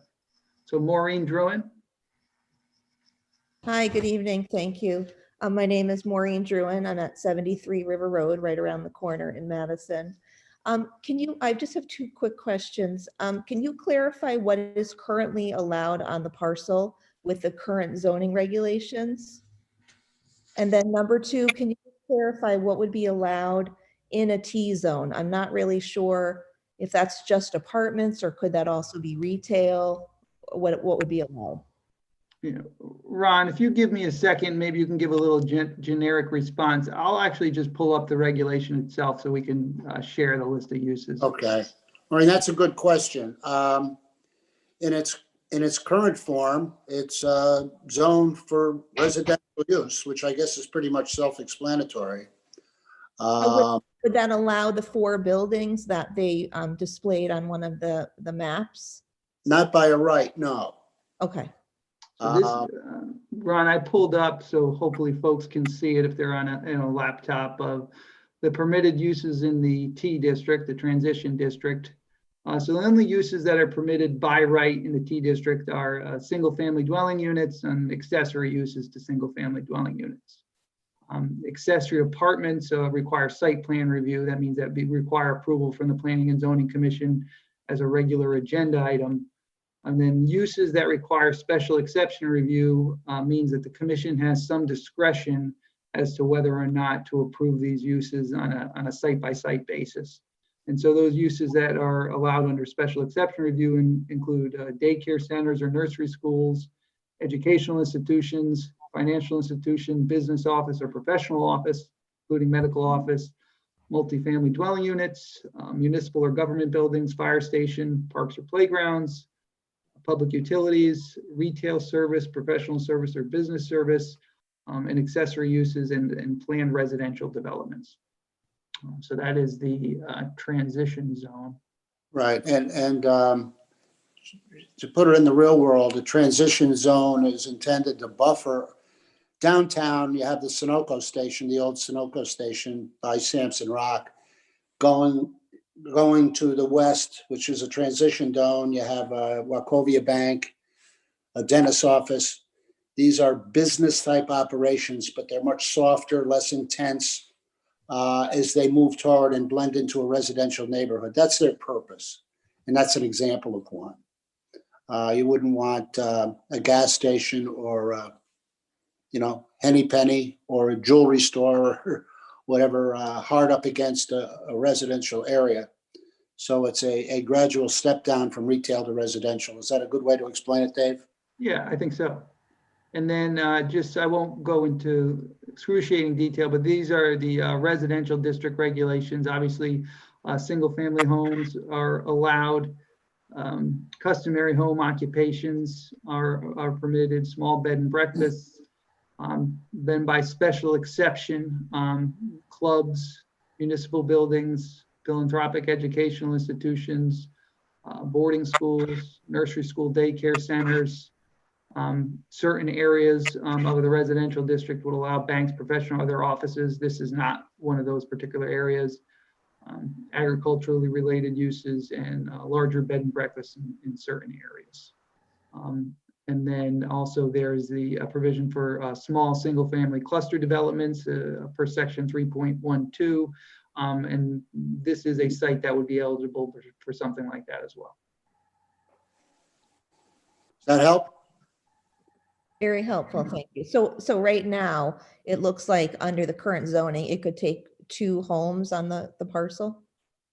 That would be the by right use of the parcel without any planning and zoning commission approvals required. There would be, as I indicated, through special exception, the other uses that I just listed would be allowed via application to the planning and zoning commission. So single small cluster developments are an allowable use in the residential zone currently, and also would require special exception approval from the commission. Thank you very much. Well, thank you. I'll go to Tom. The indication is Tom Laptop. I'm assuming that's not your last name. So Tom, if you could introduce yourself. Thank you, Mr. Anderson. My name is Tom Sullivan, and I am at 49 Cottage, part of Seabreeze. I'm actually in what's known as unit number 21, one of the 2 full year residents in the association. I'm a relatively new owner and new to the association. I purchased my home and closed in September. Welcome to Madison. I'm sorry? Welcome to Madison. Thank you. I'd like to build on the last series of questions and what's within the authority of this commission in granting a zone change. You talked about the special exemption, I think, Mr. Anderson, when you flashed up the statutes there. Yes. So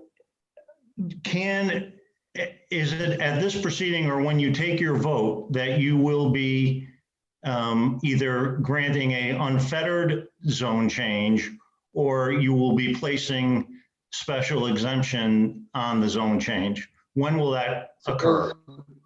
So the zone change application, if it was approved by the commission, would change the designation of this property from residential to transition district. Then all the uses that are allowed in the transition district would be eligible for application. So I think you saw when I went through it, the only use that's by right in the transition district is single family home. All the other uses, aside from accessory apartments, would require a special exception permit approval process, which again triggers the need for a public hearing through the Planning and Zoning Commission. And the significance of a special exception, excuse me, just let me just briefly finish, is the significance of a special exception is that the use isn't considered always appropriate in the zone. It's considered appropriate on a case-by-case basis as determined by the commission. So it's not considered a by right use. So then, if I can just restate everything you just said, and you can either validate it for me or not, this is just step one. Then another hearing would be held on the usage as step two. Do I have that correct?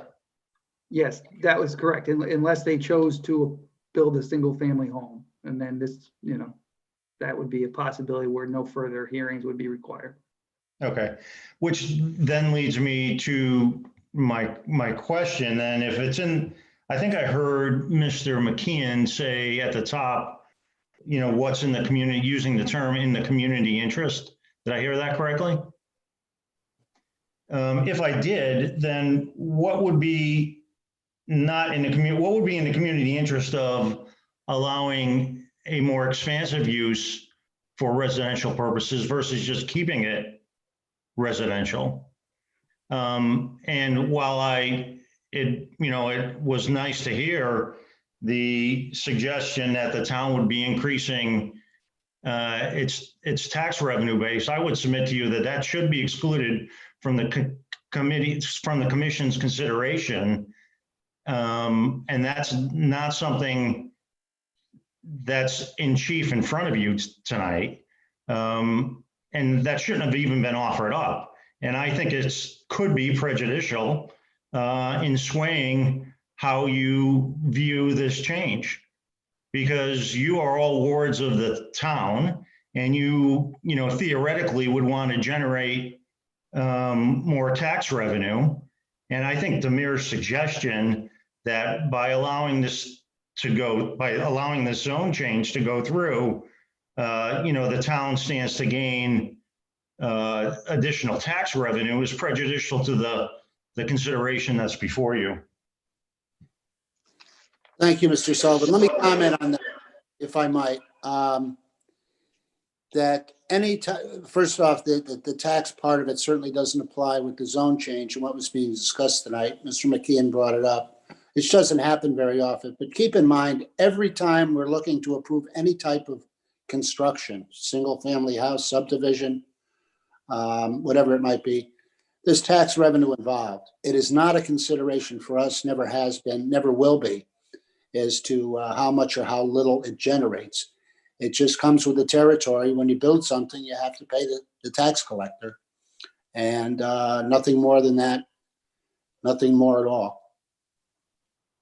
So it doesn't prejudice us, nor I don't think any of us were offended that Attorney McKeon mentioned it.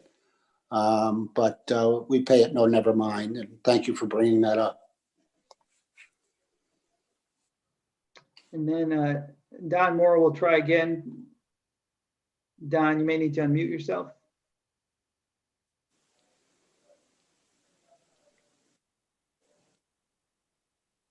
We're not able to get, we're not able to get Don on audio, Ron. Okay. So that's all the hands up. Oh, can you hear me now? Oh, can you hear we me? can. Yep. Oh, all right. Sorry. Actually, my wife Barbara had a couple questions. Thank you. Sure. Yeah, I had a couple questions based on what was said earlier. Hi, my name is Barbara Moore. I'm on 20 Edinburgh Lane, just down the street from you. And I had a question when you mentioned that the change from residential zone to transitional zone permits higher density use and permits greater commercial development as long as it is not adjacent to residential use.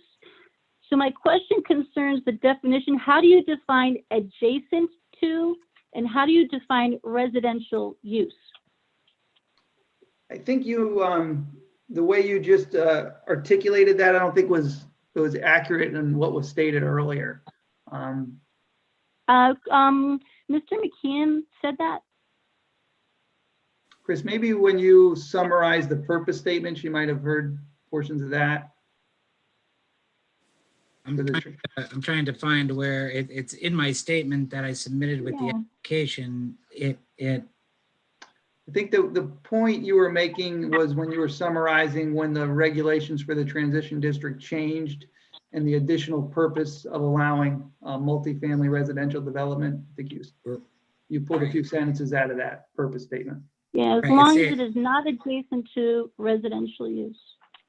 No, the transition district and the purpose clause specifically says that it's designed to allow for sensible development and use of properties located between the intensive uses of the commercial district and the adjacent residential zone.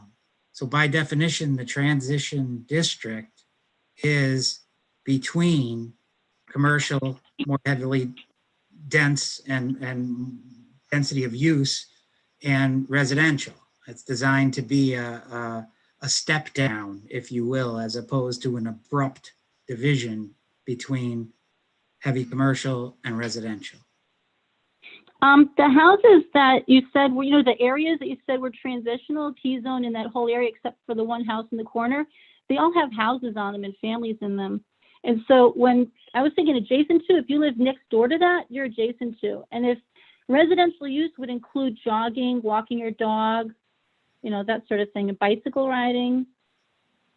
So that's what I would see a residential use as being defined as. Do you see that? I'm sorry, no, I think you may be misunderstanding what Chris is reading of the purpose statement of that transition district. Okay, yeah, the chart that you had up before with everything being labeled as a T-zone, transition zone, there are actually houses there. They haven't been bought and leveled yet, but I guess someone could eventually in the future buy them and level them. But so they would be, so even though they're in the T-zone, they're still living next to a potential large development. So that's adjacent. I would still consider it adjacent to, even though the land is transitional, there's still families living next to. And even the street, the sidewalks, I mean, that would be considered residential use. If you're walking by there or walking your dog or riding a bicycle, jogging, that's still residential use. So that'd be right next to residential use. And I know a lot of people use that whole circle. They go by there and they love the tree and all that. That's a common thing. But that I just see it as residential use. That was it. I had one more question though, actually not on a different topic, not same topic, but a different thing. So I was wondering whether you have considered how to deal with the impact by adding additional septic leaching systems into the natural pond, because adding 4 houses, even that, I know leaching field is huge for one house. And so if you're adding 4, that's 4 huge leaching systems and into a natural pond, which is not so easily found around here these days. So I was just wondering about that. The septic concern is, you're correct to bring that up. Unfortunately, as part of the zone change application, that's not necessarily a pertinent consideration. That will be discussed robustly at the Inland Wetland Agency's meetings. And again, if they were to come back before the town with a special exception permit application, actually development proposal, that topic would be discussed significantly, but it's just not on the table for tonight because there's not a specific development proposal being discussed. I had another question. Considering that there'll be an increase of traffic, has anyone considered putting a stoplight there instead of a stop sign? No, and again, I think my prior comments would hold true in that case too. We're not talking about a specific development in this case, so we can't assess the traffic impact of a project that we don't know what it is. So if there was a development proposal that added significant amounts of traffic to the area, that might be a consideration, but it's not on the table for tonight. Okay, thank you very much. Thank you. Thank you. Any more questions from the public? Dave? No hands up at the moment. Okay, good. A lot of questions and information that was brought out and questions asked. Are there any commission questions that came about as a result of what the public spoke about.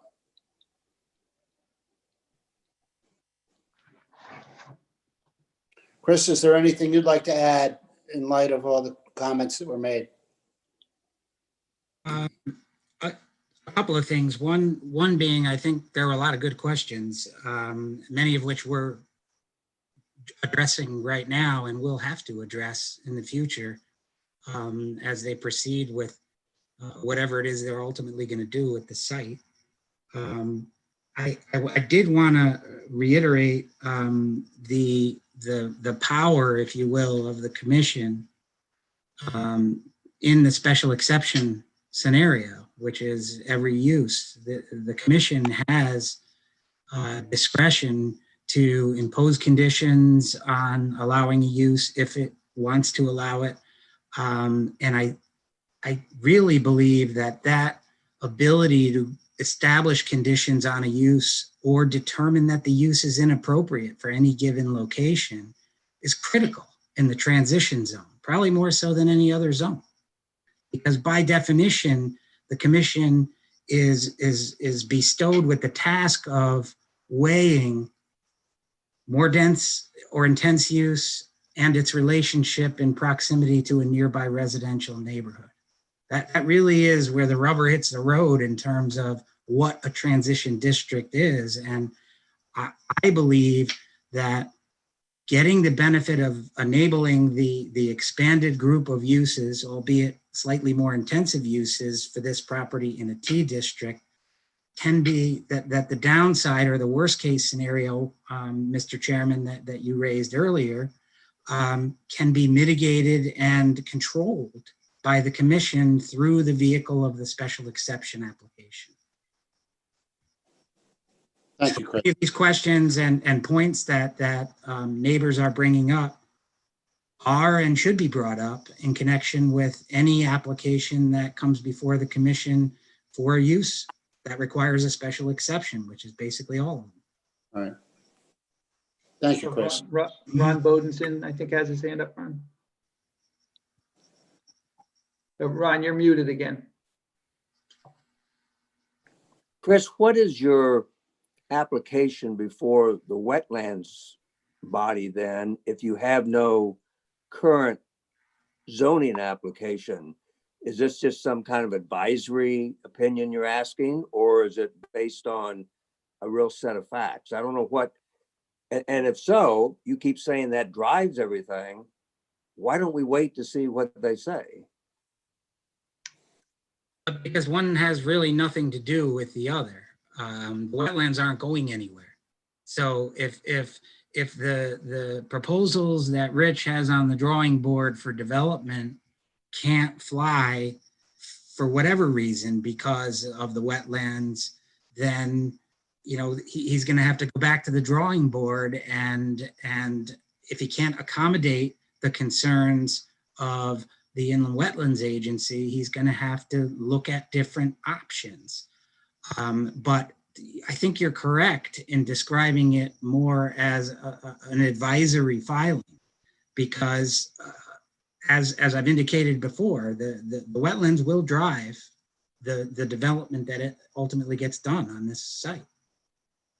So but what you're suggesting is that the advisory opinion may be that the owner applicant can't really do anything more than build 2 freestanding homes there, which the current zoning allows. So why would we do a transition to allow something else if you're going to get an advisory opinion, nothing else can be done?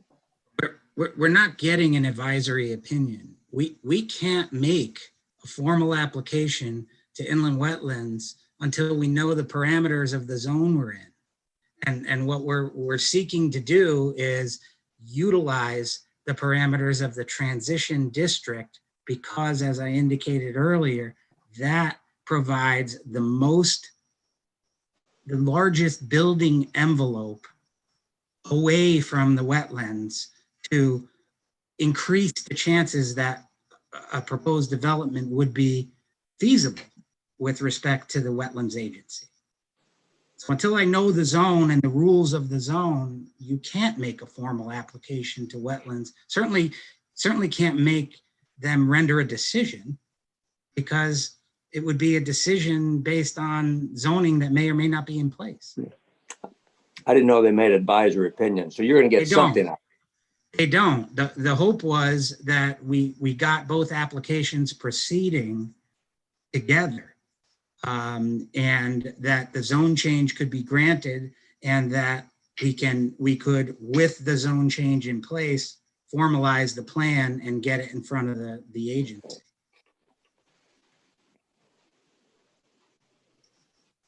Does that answer your question, Ron? Yeah. Okay. Any other commission questions? And thank you, Chris, for that explanation. Mhm. None at this point, Dave?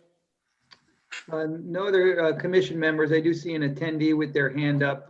Depending on how you want to go, I can. Let's take that one, the last one, and then we'll open it up to the public for comment. Okay. Rich Lyons, go ahead, Rich. Yeah, hi, Rich Lyons, 17 Deveron Drive.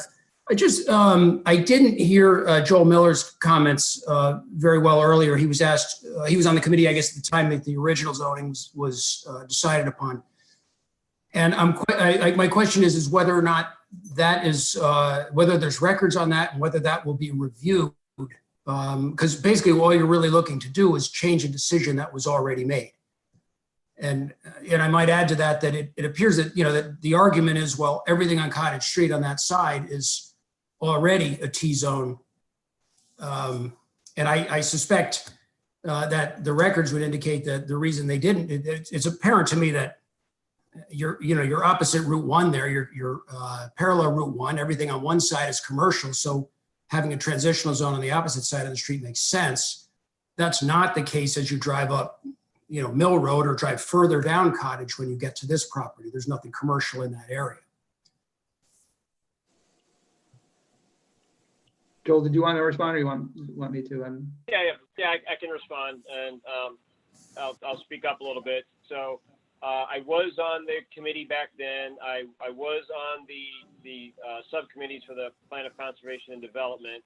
I did not see it all the way through. I was deployed in the middle of that and had to take a sabbatical from town for a while. But in the Plan of Conservation and Development, there's probably a lot of people with notes, but what ultimately happened was a draft was submitted and then a final plan was approved by the town. Within that process, we did not determine zones. The Plan of Conservation and Development did not determine zones. Zone changes have to be a function of this particular body. So when a zone is established in town, it is done by the Planning and Zoning Commission. And I don't remember specific discussions about specific parcels. Actually, there are a couple of specific parcels, but it was more around the North Madison Circle and some stuff downtown. I don't specifically remember a conversation about this parcel, but my statement was more that when the town, through its Planning and Zoning Commission, establishes zone boundaries, that is a very deliberate process. And that process takes all kinds of things into consideration. But whenever that transition zone as it exists now was established, I'm confident a very deliberate process determined where that line ended in the residential zone. I don't know if that answers your question. Yeah, Joel, I think the only thing that I would add is that I do think knowing the reasons why commissions made previous decisions is important and helps inform our decision-making process. Obviously, the prior commission's decision isn't held in perpetuity. That's why there's a process for zone change, whether it's initiated by an applicant or initiated by the commission. This body and future bodies have an ability to make different decisions. So I think Rich's point is well made. It would be good to know what the true rationale was back then to help inform our conversation. But we're not held to that criteria. That's my only additional point. May I speak to that issue as well, Mr. Chairman, briefly? Certainly. The other point is what's going on now and in the future compared to whatever considerations were before the commission in 2011, I would suggest are apples and oranges. A lot has changed. We have the benefit of a lot of experience in terms of the types of developments, the types of projects people are wanting, and the ones that are being successful. That in 2011, I'm not sure you could mention, multi-unit dwellings in Madison. The regulations in the map kind of followed what we need and what the public wants. And I think that has changed a lot since 2011. And will continue to change. Thank you. Commission members, one last chance. Any questions? Okay, well, I think we've reached the point where we would open it up to the public to give their feelings and their position on the proposed zone change. First, let me ask for those to raise their hand if you happen to be in support of the petition. To speak now. Director Dave, anybody raising their hand for that? No one raising their hand at the moment, no. Okay. Turning it around then, I would ask then anyone wishing to speak in opposition to the amendment, please electronically raise their hand and Dave will call on you. Okay. First up is Barbara Yeager. Go ahead, Barbara.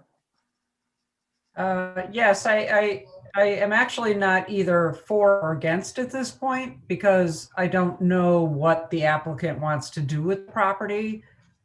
As he said, he's not proposing the 4-unit residential. He's merely wanting the zone change. But what I would like the commission to consider is that somebody mentioned, I don't know if it was Mr. Gentile or not, that property is already a business, even though it's zoned residential, which I would, I live right up the street, driving by it every day. I would have guessed it's a business or a home business.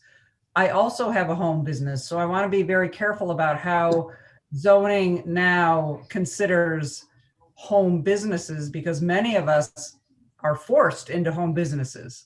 So that, as we said, the future is so different and the present is so different. Home businesses are a whole nother deal. And we have to be very careful about how we decide what's a business zone and what's a home business.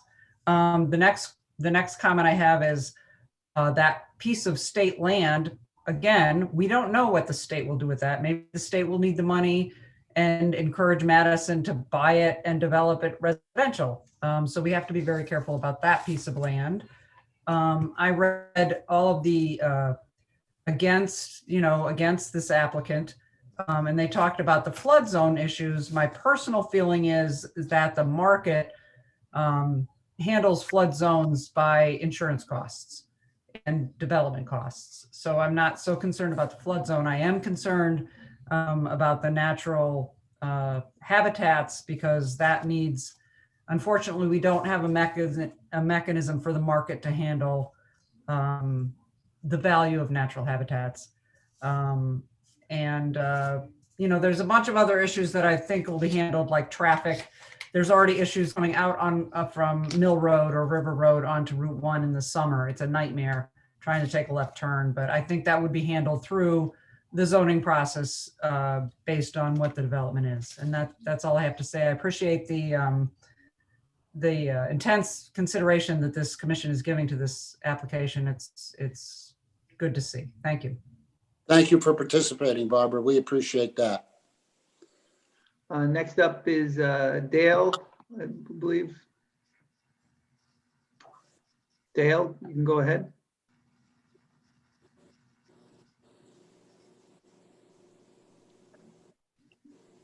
I see you're unmuted, but we can't hear you. Are we Dale? There you go. Okay.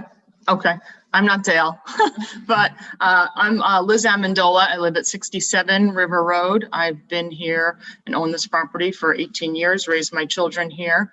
I love this farmy, beautiful neighborhood next to the sea. And I am strongly opposed to this zone change for this particular property.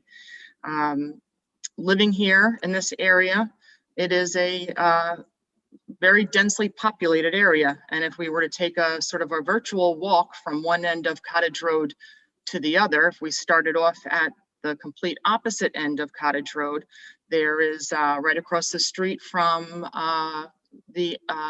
across Route 1, across from Windermere area, there's the, I believe it's called a Marina Cove, which was approved. There's 37 units approved there. The sign says it was sold. So I'm guessing we're anticipating 37 units on that property across from the Ice House. Coming up, walking up Cottage Road from there, we have the Windermere complex, beautiful complex, highly populated. Next to Windermere, there's a condominium project partially finished. Looks like there's going to be another unit or two there, multi-family housing, or I'm not quite sure. It might have changed to apartments at this point. Coming up a little further from there, as we walk up and we're looking at I don't know what to call them, but I've always called them the tan huts. Those are several units there. I think they're single occupancy units. I would guess probably 6 or 7 there on that property behind Dunkin' Donuts. As you continue to walk up Cottage Road, there is Little Colony, which is, I'm again not sure of the number of units in there, highly populated through the summer months. As you continue past Little Colony, there's the Seabreeze condominiums, beautiful establishment there. Again, several units. It's again highly populated. Beyond that, now we have 2 new apartment buildings. And I'm not sure how many units are there. I know you mentioned it earlier. How many units are there at this point? 10. 10 units there. Okay, so we have the addition of that. Then we have the potential of more commercial or more units of some type, multifamily or apartments at the Stoneheart property. Across from that, the property that's owned by the Dallers that you were talking about earlier, that's not developed at this point. So I would dare say that we are in this area here, the most densely populated area in our town. And with the addition of the change of the usage of Hammonasset State Park, if you've gone down in our area here in the summertime, the line of traffic is packed all the way up the connector. I never go out of my neighborhood now out on Route 1 on the weekends. It's literally impossible. You can't make a left, you can't make a right, you have to go out the opposite way. So my concern is that we are a very densely populated area as is. We have the potential already what's zoned to continue to be built upon for more multifamily or high density use. I think it's absurd to even consider changing a residential property to add more of this on this area here. This is a highly densely populated area. And I want to have one last comment to make about the tree that we all love here. If you've been here, I don't know if the commission, if you've all seen the tree that people have mentioned and the monument for Meg's Point, that is a fabulous, magnificent tree. And when you look at that tree, what's above the ground is quite impressive, but the better part of that tree is under the ground. And when you consider where you're going to be digging septic systems and changing the outlay of the property around, not just around the pond, but in that area also, most likely the root system of that beautiful tree that is the cornerstone and the gateway into our beautiful neighborhood, most likely at some point in the near future would die on its own. Thank you for your comments. Next up is Eileen O'Neill. Yes, hello. Thank you for your time this evening. And I would just like to say that at this time, I am in opposition of ruling on this because it seems that we really don't know what we are ruling for. And even though I believe it was Attorney McKeon who brought up that there isn't an application before the inland wetlands, I'm looking at the notes from the November 2nd meeting where it states that Cottage Road, map 31, lot 5, owner applicant 35 Cottage LLC, regulated activity permit for construction of a single family residential cluster development and associated site improvements within 100 feet of an inland wetland, and it's marked received. So there is some type of an application out there already. So there's so many unknowns about this that I don't see why P&Z has to rush to a decision before inland wetlands has made their decision. Thank you. Thank you. Tom? Thank you again. I would put myself in the category of neither in favor or opposed at this juncture because I believe it's premature. I don't know if Chairman Clark was going to offer us this positive option. So I wanted to put myself in the opposition hand raised because I didn't know if I'd have an opportunity later to be neutral. So I am neutral at the moment. I do think it's premature. This whole discussion of the 2011 line being drawn, I think we, the public, need a line of sight and some transparency into what the logic was way back then, no, way back a few years ago when the line was drawn there. If, as Mr. Miller said, it's a very deliberate process, then I would imagine there's records on this.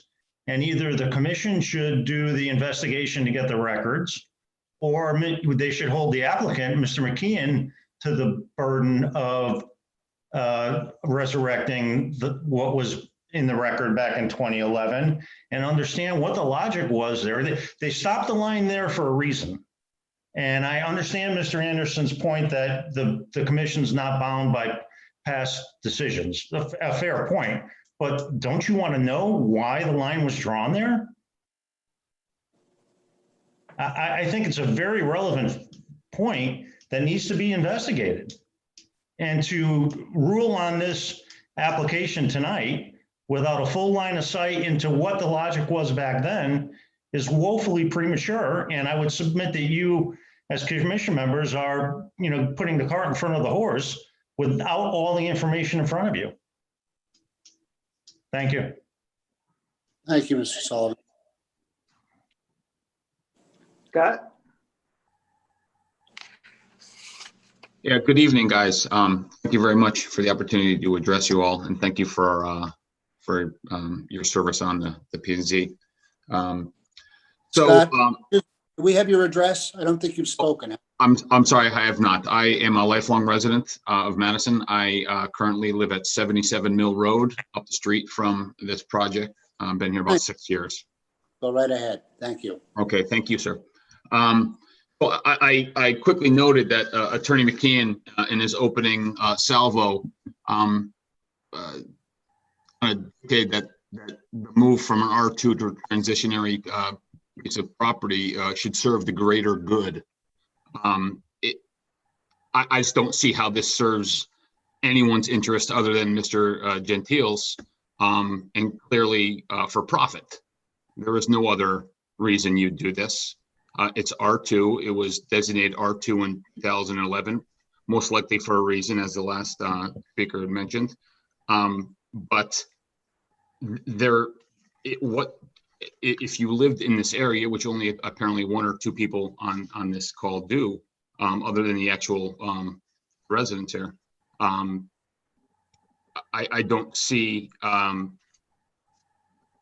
the amount of traffic, the amount of people around here, as Liz specified, the amount of new development in the area.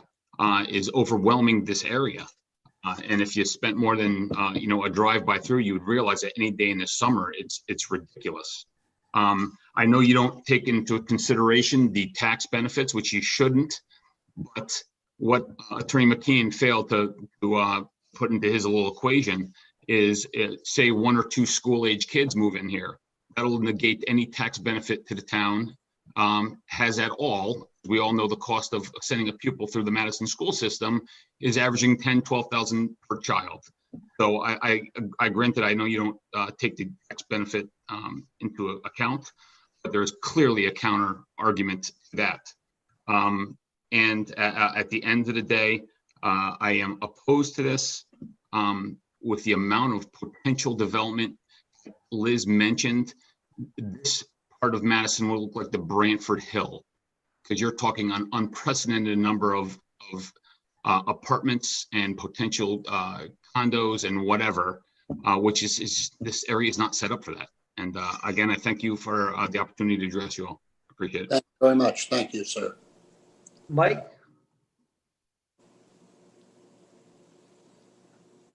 Name is Mike Stella. You can unmute yourself. Yes, thank you, Mr. Anderson. I just wanted to note some additional information that I came across yesterday that is germane to this application. 51 Mill Road on September 4th, 1986 was placed on the National Registry of Historic Places based on its architecture and social history. I couldn't believe it, that's it was so designated. But it is known as the State Park Supply Yard, which was built by the Civilian Conservation Corps in 1933 with federal funds.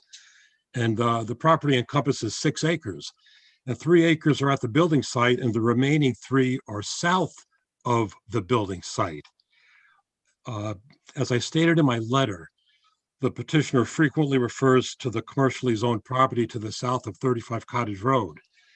Well, it's possible that the U.S. government they do regulate the alterations to historic properties when federal funds have been invested. So therefore, it would be nearly impossible for this property south of Cottage Road to be developed commercially in the future, since it's not only state-owned, but it appears to be federally protected.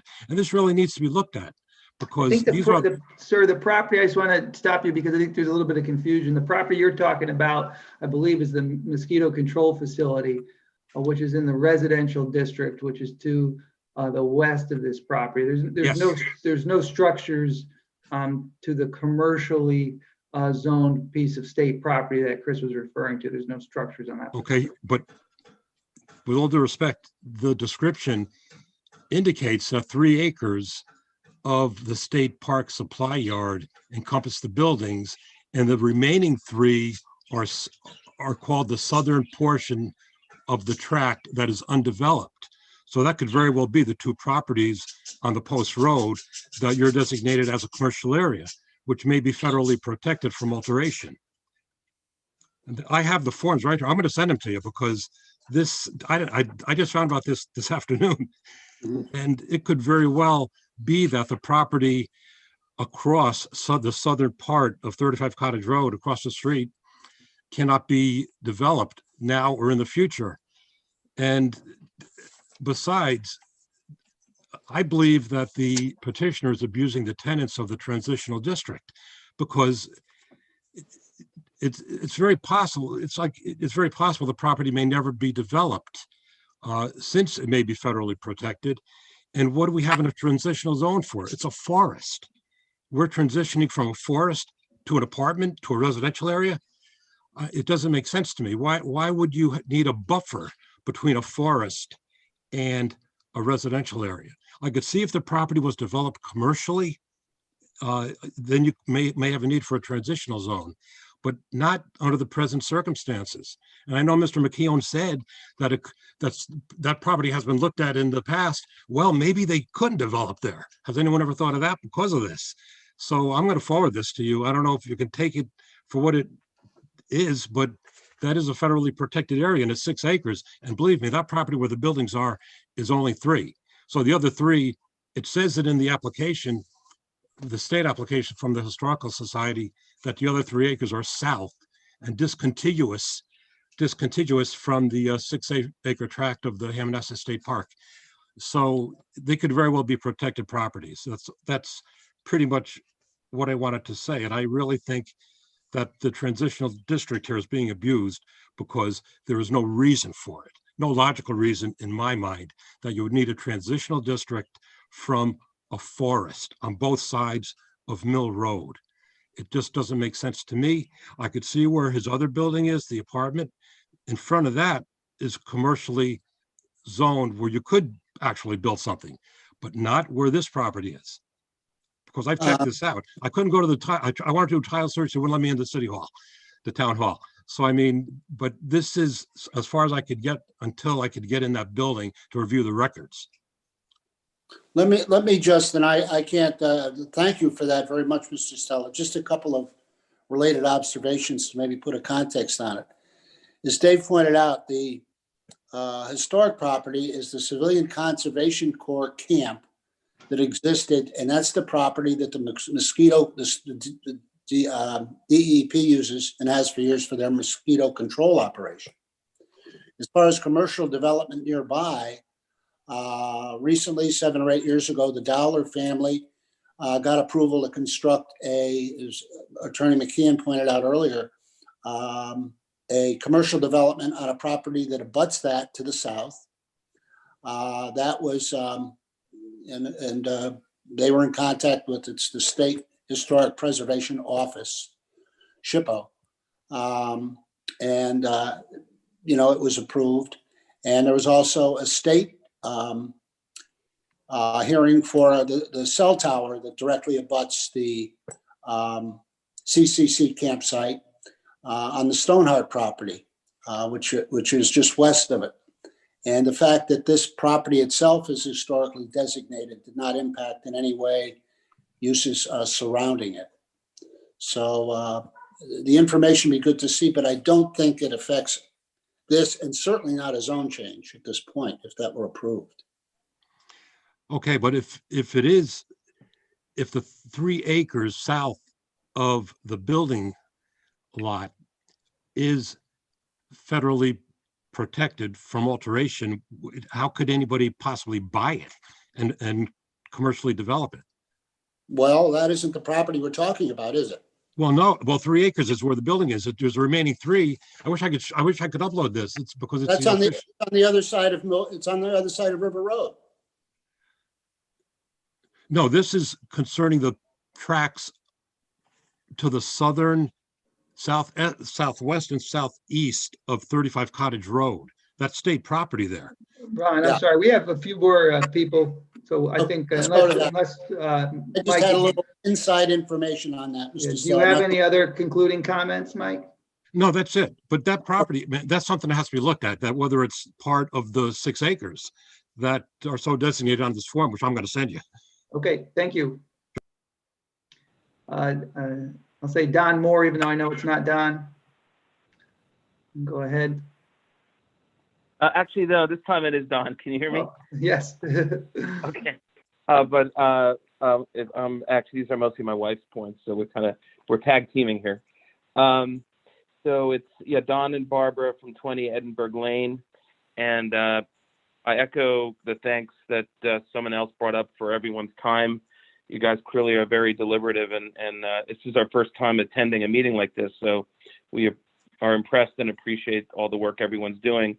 Right now, we're in opposition to the zoning change for a couple reasons. One is, there is already a precedent that Chris highlighted that, other nearby parcels are transitional or commercial. And I think this just creates another precedent to keep going further and further into the neighborhood and down the road, converting another residential zone to transitional and another. So I just think that it's not just this particular property, it's just adding precedent, which we don't think is good.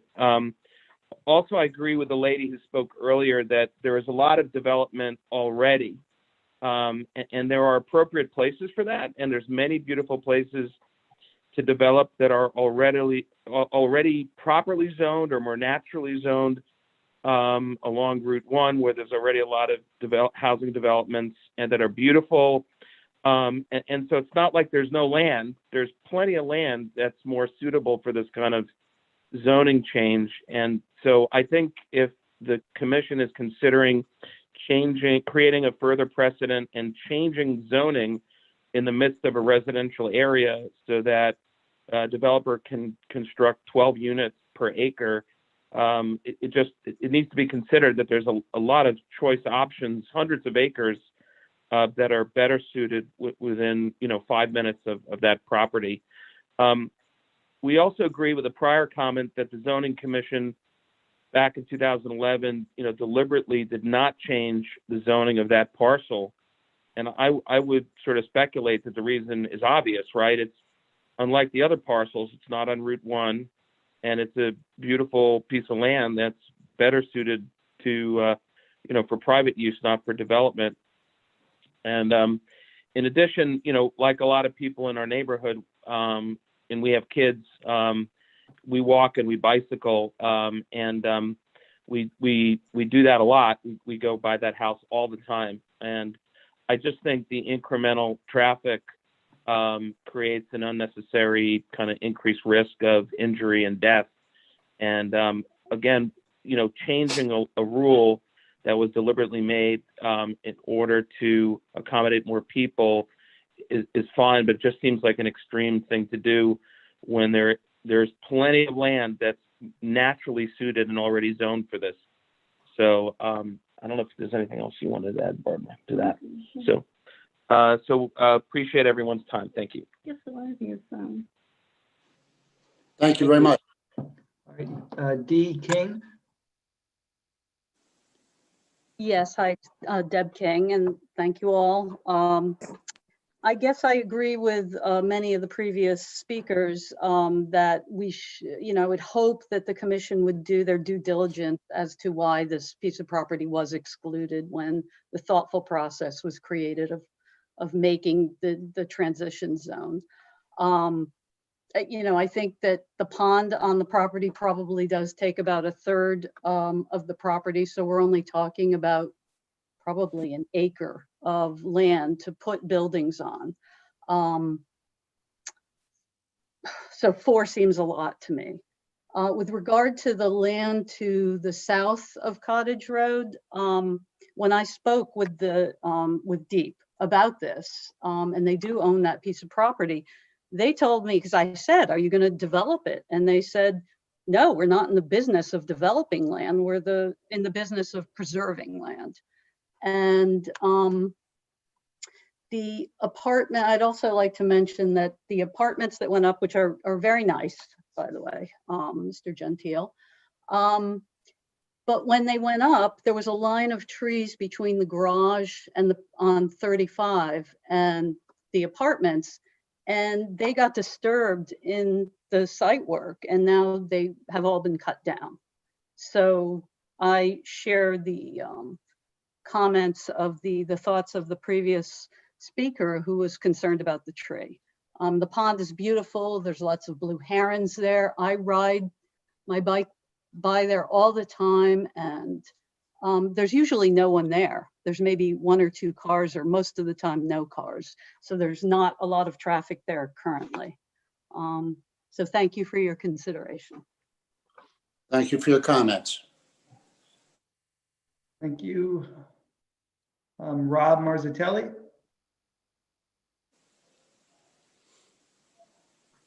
Yes, hi, thank you again. I just wanted to voice again some comments. I too oppose the zoning change for many of the reasons that were cited by past participants. Reiterating the safety concern on the intersection of Mill Road and Cottage Road, that it's very narrow, and that the commission consider section 4.4.1. And then concern as time passes that, what is next for this area? Is 42 Mill Road another consideration down the road? And so, really challenge the town the commission to think about, what is the intent of this area? And I think the concern, again, that many people had raised was the congestion. And lastly, I just wanted to point out that the property to the west on the other side of Mill Road, as I was involved in, from my recollection, that dollar was not approved for this building site because the state of Connecticut imposed an injunction that they owned a right of way.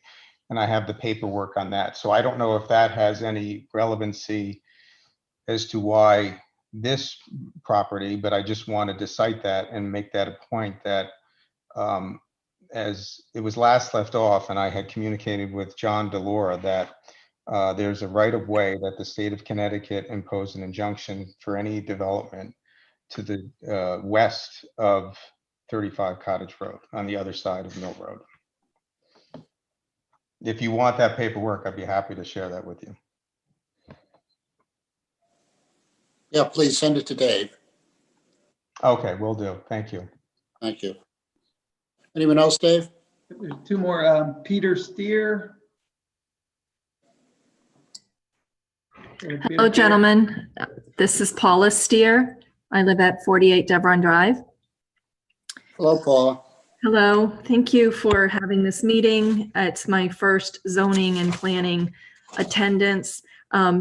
Putting everything together is lots of notes, but very confusing to hop on, and what I expected in the discussion. It's a learning experience, but I do walk through the neighborhood, down through Mill and Cottage, and I feel there's too many multiple family approvals in this area. The congestion, the number of cars, the summer is very difficult to get off of Boston Post Road. When you are taking a left to go onto Mill, the cars that it's not a 2-lane left-hand turn. It's very dangerous. The intersection is very narrow. And when there's bicycles and people walking on Mill Road, it feels heavy congested for passengers and also for pedestrians. I think it changes the character of the neighborhood, and there is a creek that would come up along Mill Road to residential and transition district.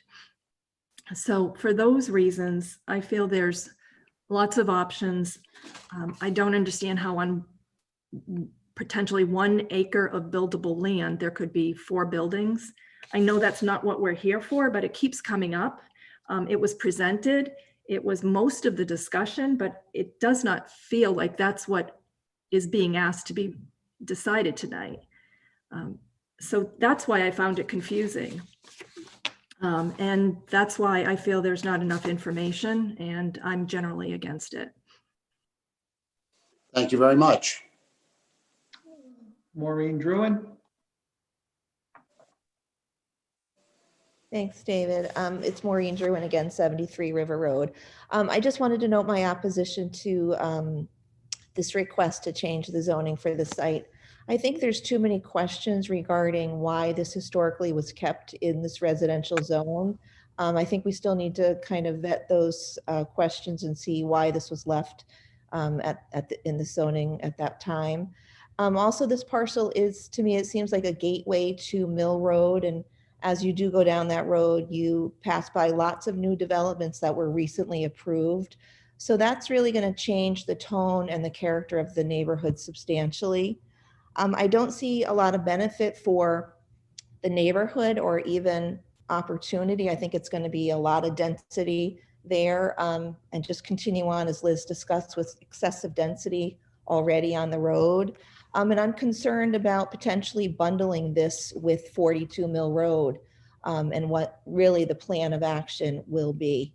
So I am opposed at this time. Thank you. Thank you. Johnson Clary. Thank you. For many of the reasons as stated earlier, I oppose to the change from a residential to a transition zone. I see no need for it. Thank you very much. John, could I ask, have you spoken before tonight, John? No, I have not. Would you give us your address, please, for the record? 39 Deveron Drive. Thank you very much. You're welcome. And thank you for your comment. All right, we got two more hands raised. We got Nancy Ongley. Thank you. Nancy Ongley, 49 Cottage Road. It's getting late. A lot of people have made their comments. I did submit a written opposition and just wanted to make sure, this was also on the record. I agree with all of the previous comments where there has just been so much that's going on over there in the last 10 or 15 years. To me, I look at that corner and it's a quaint little beach house. I mean, the garage is a little big to my liking to have gone on that lot. But, and I think my other concern is we go down this transition district and, it could be the worst case scenario. So, let's not fool ourselves. We're talking about 4 pieces, 4 homes, but it could be another, couple of apartment buildings. And what is there is nicely done, but it sticks out like a sore thumb next to our little cape that's next door at Cottage Road and all the cottages of Seabreeze. So to me, if what's permitted on this site, if there was going to be some redevelopment there, is to keep it residential and put 2 homes on it, then, fine. I mean, there's, that's an as right kind of thing. But there is a ton of activity over there. Cottage Road is a mess. It's narrow and it's rutted. The sight line coming out of Cottage Road to Mill Road is terrible, especially with all the increased traffic. And I'm surprised there isn't more accidents there. So I agree with all the other speakers. It's already been overdeveloped, overdense. Do we have to look at every single plot of land and turn it into something that it isn't? Because, I'm one of the ones that says, look, could we just keep it the way it is? But thank you, guys. Thank you, everybody. Thank you. And then we have one last speaker, the Dale Hank Andy. Go ahead. I'm sorry, that's AKA Liz Amendola, 67 River Road again. I don't know why. Yeah, I'm not sure that's why that's coming up like that. But again, I'm going to reiterate that I am opposed to this application for this zone change. And I actually have a question. So when I sort of went through that virtual walk all the way from one end of Cottage Road to the other, listing all of the high density areas that we already have here and the potential of the ones to come that we know, the 37 units over across from the Ice House, looks like that's coming, and the addition of the 2 new apartment houses and all of the units in between. Does the commission have an actual number of residences, all of them, single family homes, condominiums, apartments? Is there actual a count of the number of residences in this small area to begin with before we talk about changing an R2 parcel to transition? Because I obviously feel like it's unnecessary to add another to this area. So is there a way to actually count how many are? Of course, yeah, of course you could count them, but you'd have to define the area specifically first. So, but we're not going to be able to give you that calculation. Right? No, I didn't expect you to, but I was just wondering, how, if you were look through it and find out how many units are in Windermere, how many units are in Little Colony, how many units are in the Seabreeze complex, and is this something that you factor in when looking to change this zone for this property? So I'll take a crack at answering your question. So the overall density of the area is definitely a consideration. For some of those larger projects that got approved, there were traffic studies submitted with those projects to assess the traffic impact of the additional units. And each of those traffic studies factor in background information of anticipated future development. So it's not just whatever they're proposing to today's baseline, it's whatever they're proposing on top of what might have already been approved but not yet built, or other development that's being contemplated in the area. So all that does factor into the decision. Okay, thank you. You're welcome. Any more, Dave? No, there's no more hands up. I just wanted to mention that we did receive some emails and some letters that were transmitted to both the commission and to the applicant, and they're made part of the record already. So I don't think we need to read those into the record. And I did talk to one gentleman who was unable to, I guess, figure out the Zoom for tonight. And I told him that I would just mention he was in opposition. His name was William Dunnigan, 42 Devon Drive. I just wanted to indicate his opposition to the application. Okay. Thanks, Dave. Well, I guess, are there any, let me start this way. Does this raise any questions from the commission at this stage for the petitioner? We're getting to the point about talking about closing the public hearing, but I certainly want to give Chris and Rich and Diane a chance to comment or respond to what may or may not have been said. Hey, Ron, before we go there, there is Eileen O'Neill has her hand raised again. Okay. Hello, Eileen. Hold on. Go ahead, Eileen. Okay. Hi, I just wanted to ask a question about the voting and the quorum and how many are needed, because I noticed that some of my fellow party members are absent tonight. So what is the rule on that? Party members, I don't know what you mean by that, but we are a 9-member commission with 3 alternates. We are missing 2 regular members tonight, so I've seated 2 alternates in their place. So a majority vote of 9 is what's involved. Thank you. You're welcome.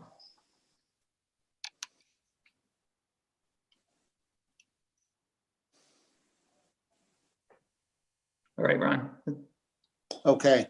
Go back. Chris, is there anything after hearing these comments that you want to add or summarize?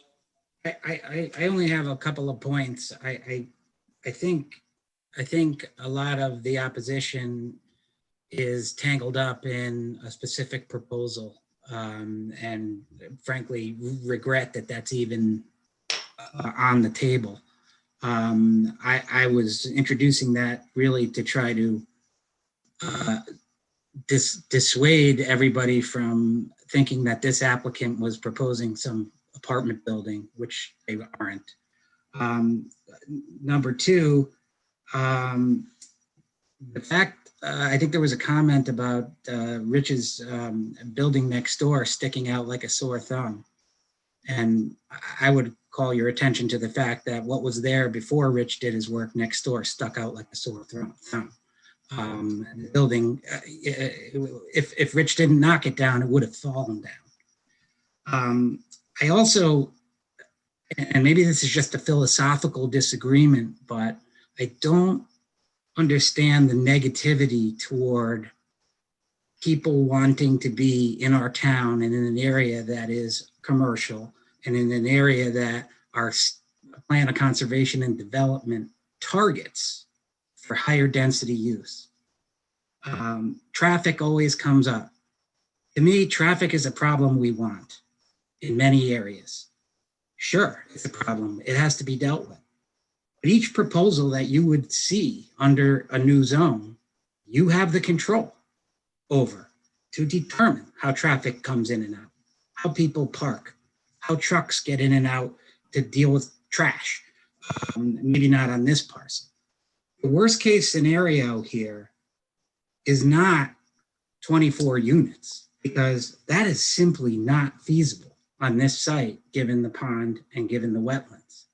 And there's only really one scenario where that could occur, and nobody wants to talk about it. But if somebody were to propose an affordable project, that is the most density, because all of our regulations get thrown out the window there.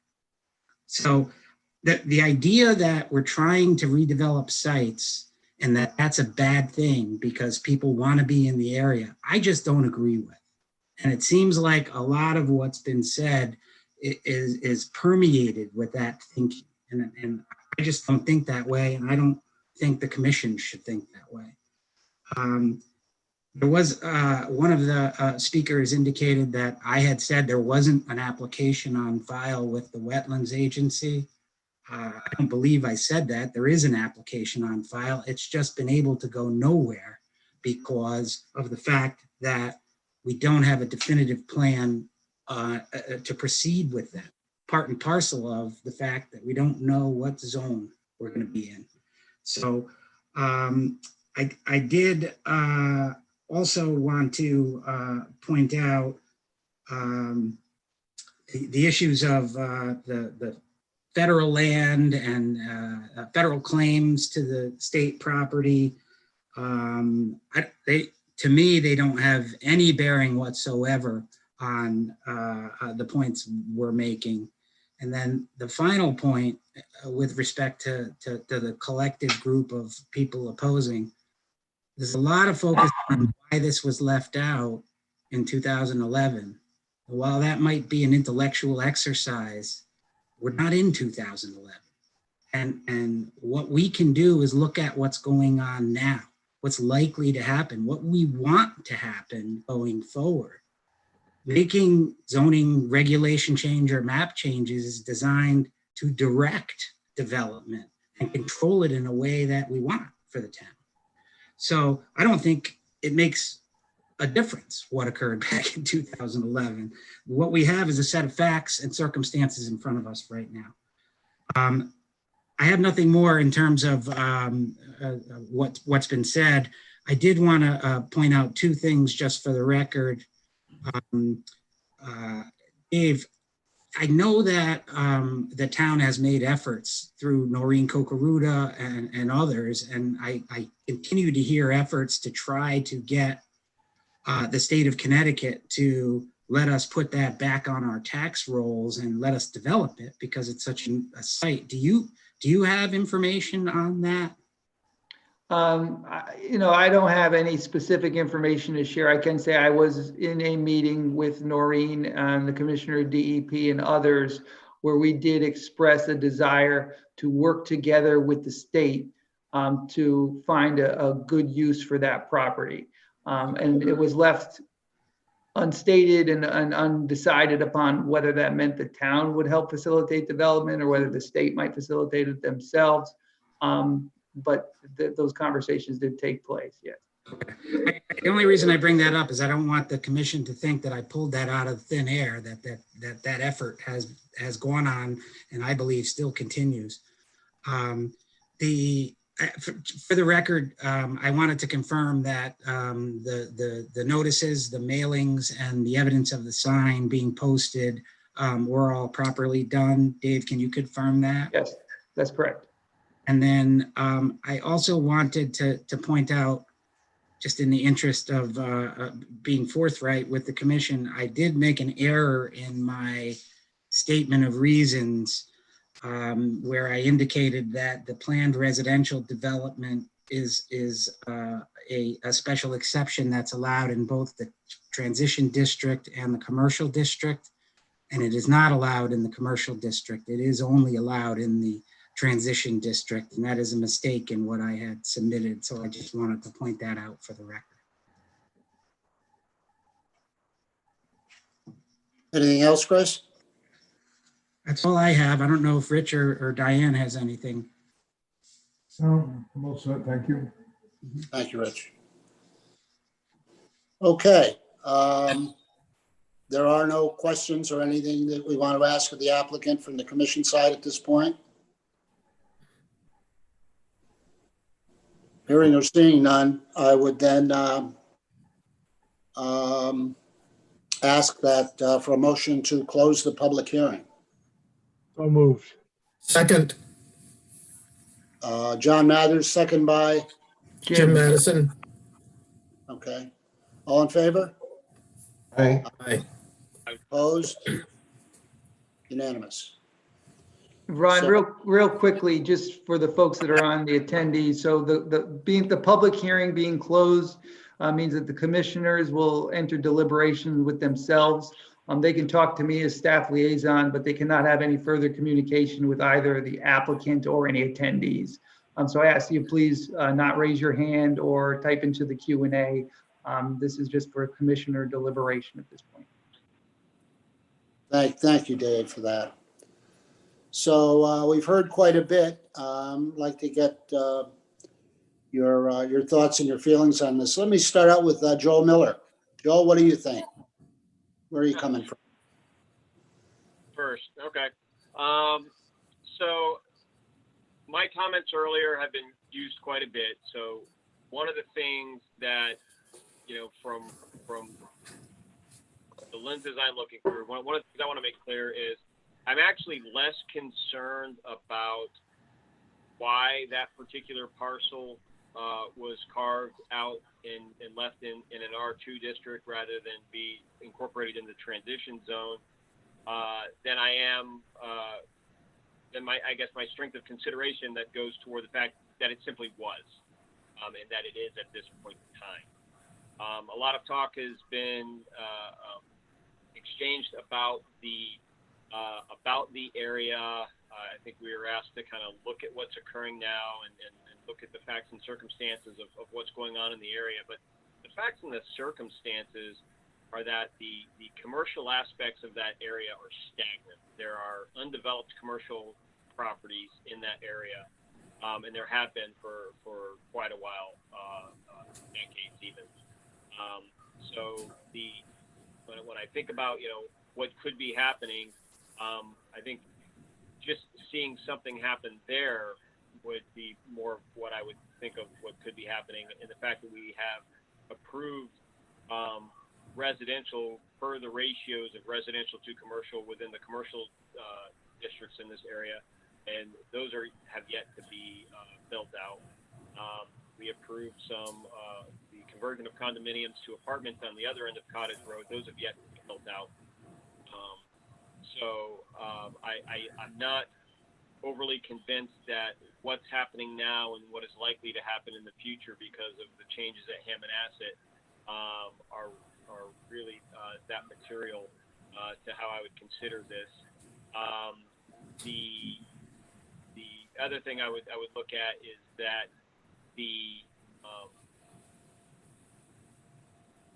we've talked about the plan of conservation and development here and how it would support you know, this change in zoning to transition from residential, and a lot of talk has been about the encouragement of you know, higher density family, but you know, in the plan of conservation and development, when you look at the managed residential development section, we're actually, you know, encouraged to continue a policy of maintaining the single family residential density pattern of the town and discourage multifamily development areas outside of Madison Center unless there's a significant value to the community. And in the context that was put in there, that significant value to the community was more talking about increasing a density to support open space development. And I don't see any of that happening here. It's a long night. There's many other, you know, 8 other members of the commission to go. So I'll just summarize this where I'm not convinced that an expansion of the transition zone into this parcel. Thanks, Joel. Joe Banofsky. Is Joe with us? How are you? I just had to find my mouse and unmute. Let's see, what can I say without repeating some of the things that Joel said? I too believe that I was on that same commission with Joel all those years ago on the plan of the subcommittee that worked on that whole area. I don't recall either why that particular parcel was left out of that transition zone. You know, that was before that former owner, you know, got out of the McDonald's business, and they were actively using that property for their business as their main hub office. And anybody's guess is as good as mine why we left that property alone. I don't really know why, and I don't think it's pertinent to this conversation at all, to be honest with you. I agree with Attorney McKeon's comments that, you know, that was then and this is now. I think there were some pertinent points raised by some of the opponents of this plan. I believe that there is good cause to at least continue the discussion. I am not necessarily opposed to this proposal, but I do believe that there were some good points made to continue the discussion. And further that, I don't have a tremendous amount to add. That would just be hyperbole at this point. Thank you, Joe. You're welcome. Ron Bodenson.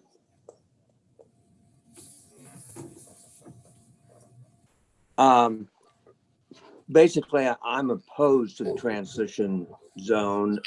This is zoned R2, which gives the owner quite a few different opportunities on developing it residentially, depending on what the wetlands do.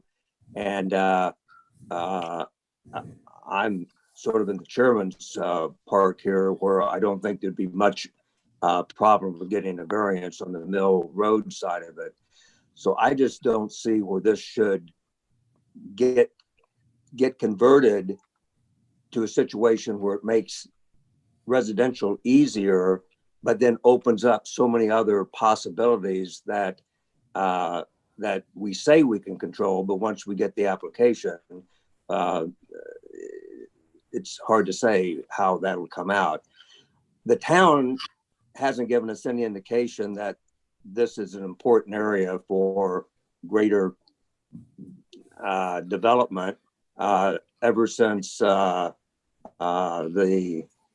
transition zone came in, there have been 2 developments, both residential, thankfully, but Cottage Road, the town hasn't spent a dime on it in the last 10 years. So there's no indication that there's an interest in developing commercial or expanding the density of the use in that way. So I just don't want to be here a year from now where Mr.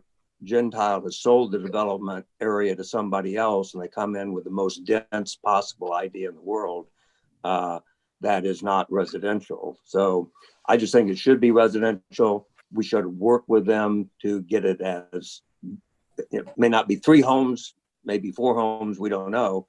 But I just don't see, I don't want to open it up to all the other possible uses. Thanks, Ron. Peter Roos. Thanks, Ron.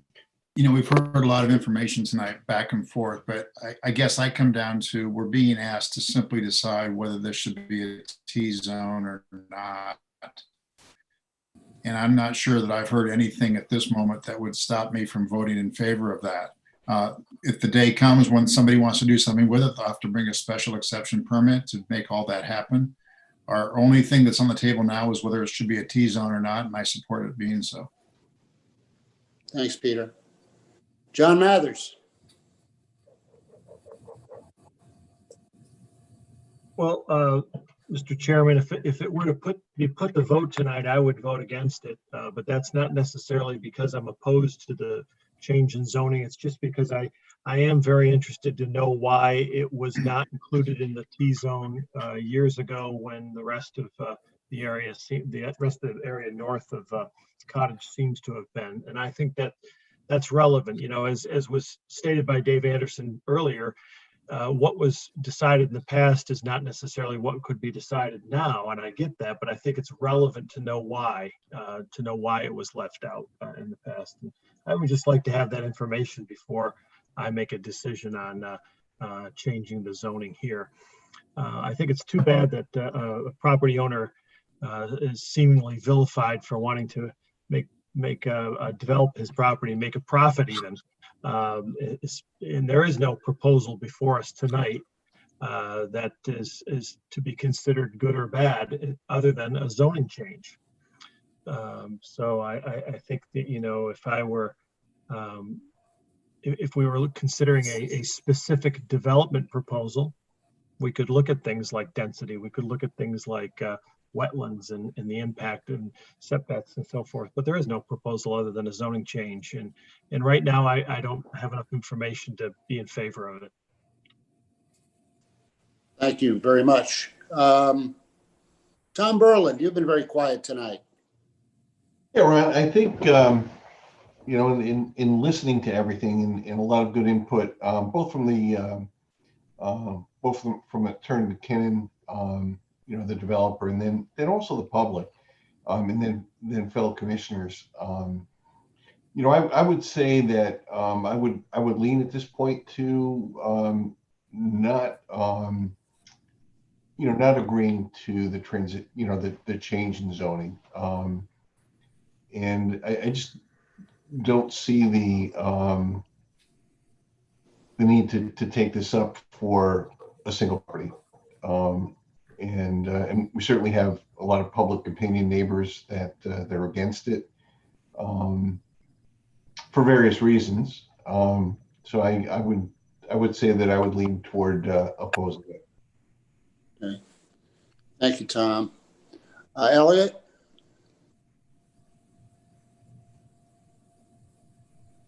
I think I would agree with Peter on this one regarding the zone change.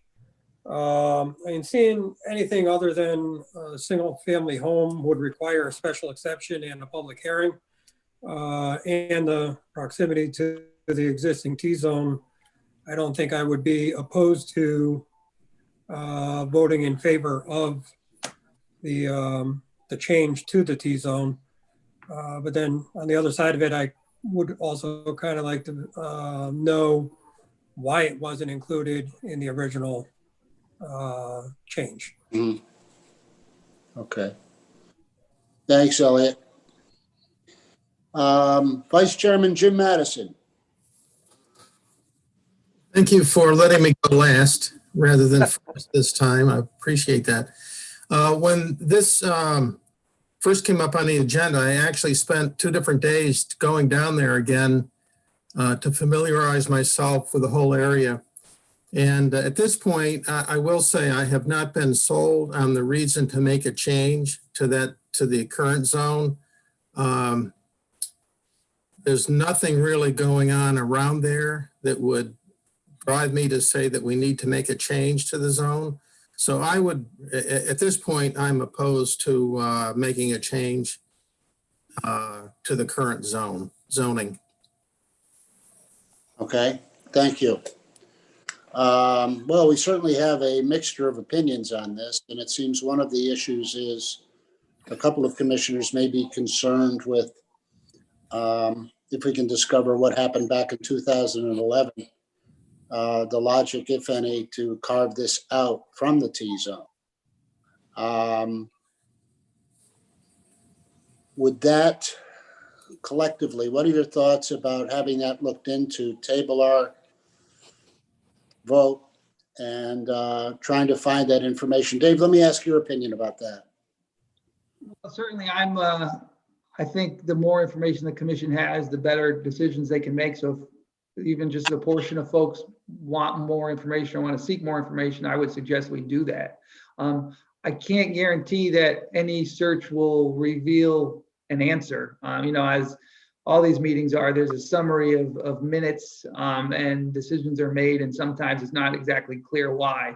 You know, I'll spend time trying to unearth the reasons why, but I just want to make sure the commissions understand there is a possibility that I'm not able to definitively answer that question. So as long as we acknowledge that that possibility exists, you know, I'd be fine spending time trying to uncover that for you. Let me pose that. I hate to take a straw vote because there are these people these commissioners who are uncommitted because of that. Ron, can I? Go ahead, Jim. Yeah, okay, I'm sorry. I think I was the one that first brought up that question to see if there was anybody who remembers when the zoning was first done. Actually, at this point, to me, it's irrelevant. I'm sure there were good reasons, but given that it is in the current zone as residential, and I haven't been sold on the reason to change it to the T district, it's kind of a moot point. I would still, at this point, vote against it. Okay. I just want to make sure that the 9 of us who would be voting on this are not voting one way or the other because they wish they had that information and they might vote differently. So that's the reason I floated that. Ron, Mr. Chairman, I would take that position. In fact, I think my vote could be swayed based on the decision that was made back in 2011. I'm not saying it would be, but I think it could be. Okay. And so I would be in favor of postponing the vote and giving Dave or whomever an opportunity to review and maybe pull the minutes from that period and see if there's anything relevant. If there's nothing relevant, then I'm inclined to agree with Jim Madison that I'm not motivated to make a zone change. But I don't know. I think that there could be something that would be useful to us. I echo that same sentiment. Joel, you were back in the day. What do you think about that?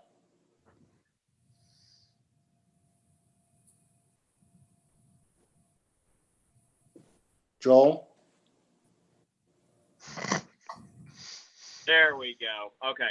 So if there were reasons why that particular lot was maintained as a residential lot, not incorporated into a transition zone, I'm generally a pretty creative guy, and I can't imagine what that deliberation would yield that would make us at this point consider that, oh yeah, you know what? It should be in the transition zone because here's why they said it shouldn't be.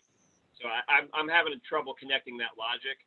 And like I said, just from everything I've heard, looking at the commercial activity around there, I just don't see any compelling reason to expand the transition zone beyond what it is today.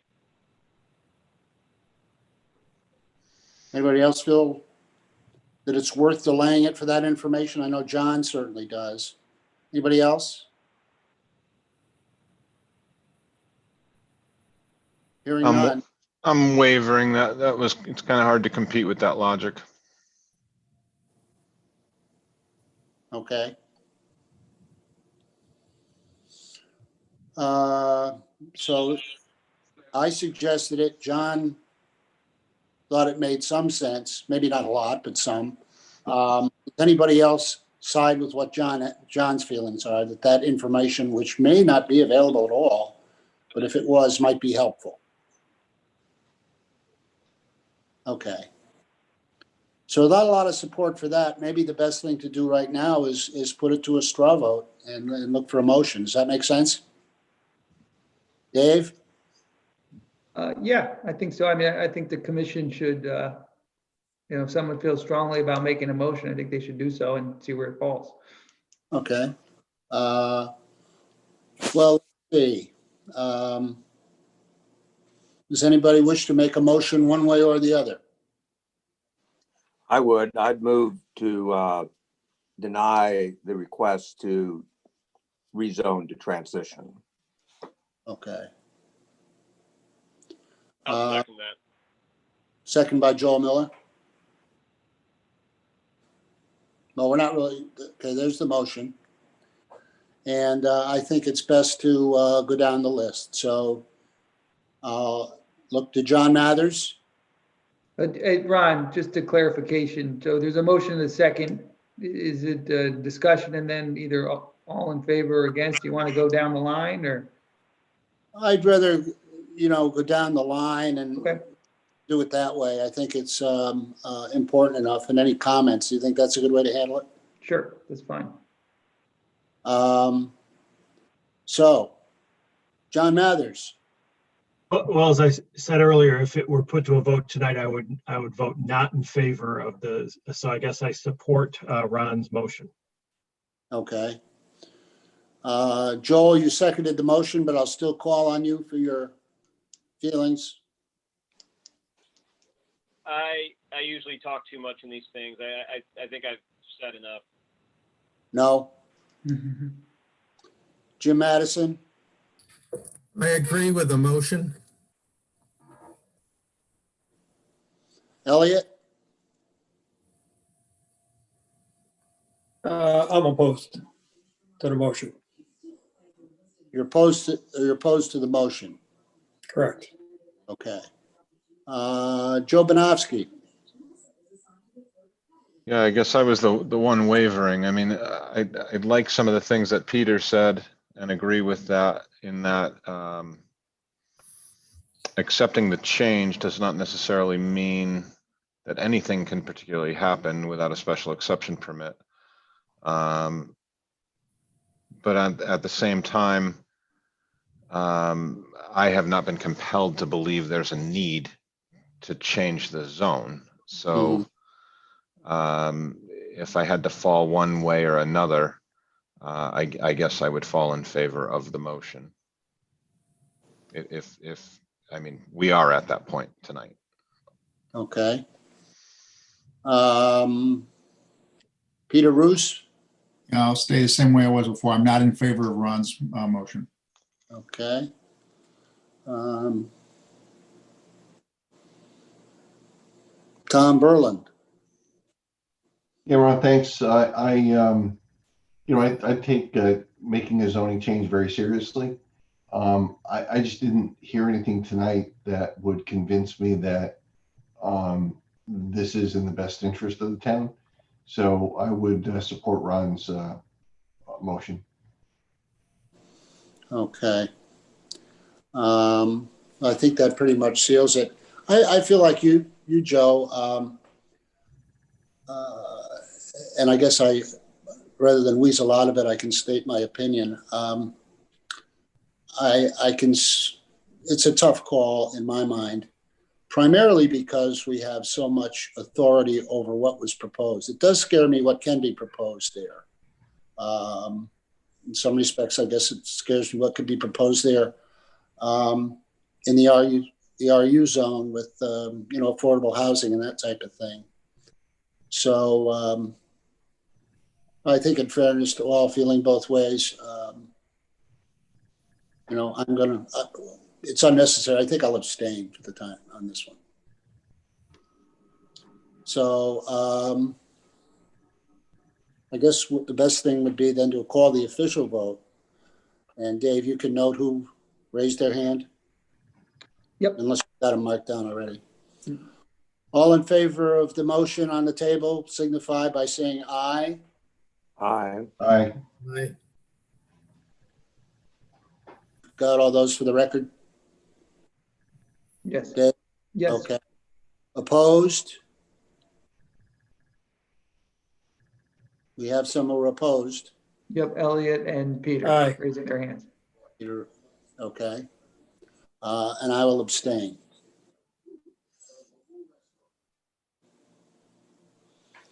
Okay. The petition is denied. So thank you, commissioners. This was not an easy application or petition to hear. Thank you to the public and all those who participated. That's always nice to have. Whether you're for it or against it, public participation is a valuable tool that we don't get to use enough of, unfortunately, even in the world of Zoom. So that takes care of that. Next item on the agenda, Dave. Well, I think we're tabling the opportunity area discussion for another meeting anyway. I wouldn't dare go there. And then we just have the minutes, which maybe we just table those as well. If you want to we've been on a long time, so maybe just conclude the meeting. I don't disagree with that. Nope. But I comment that the reason we don't have the opportunity discussion, maybe it's fortunate. Dave's been set back to working out of his house. He doesn't, the town offices are closed, so that the materials he needs to put together for us to discuss it just was unable to do it, so we understand how that happens. And Elliot, you have no problem tabling the minutes till next meeting? I have no problem. Okay. Then my only comment is, thanks again, everyone. Happy Thanksgiving, and I'll entertain a motion to adjourn. I'll make that motion. I'll second it. Thank you. All in favor? Aye. Aye. Thank you. Happy Thanksgiving.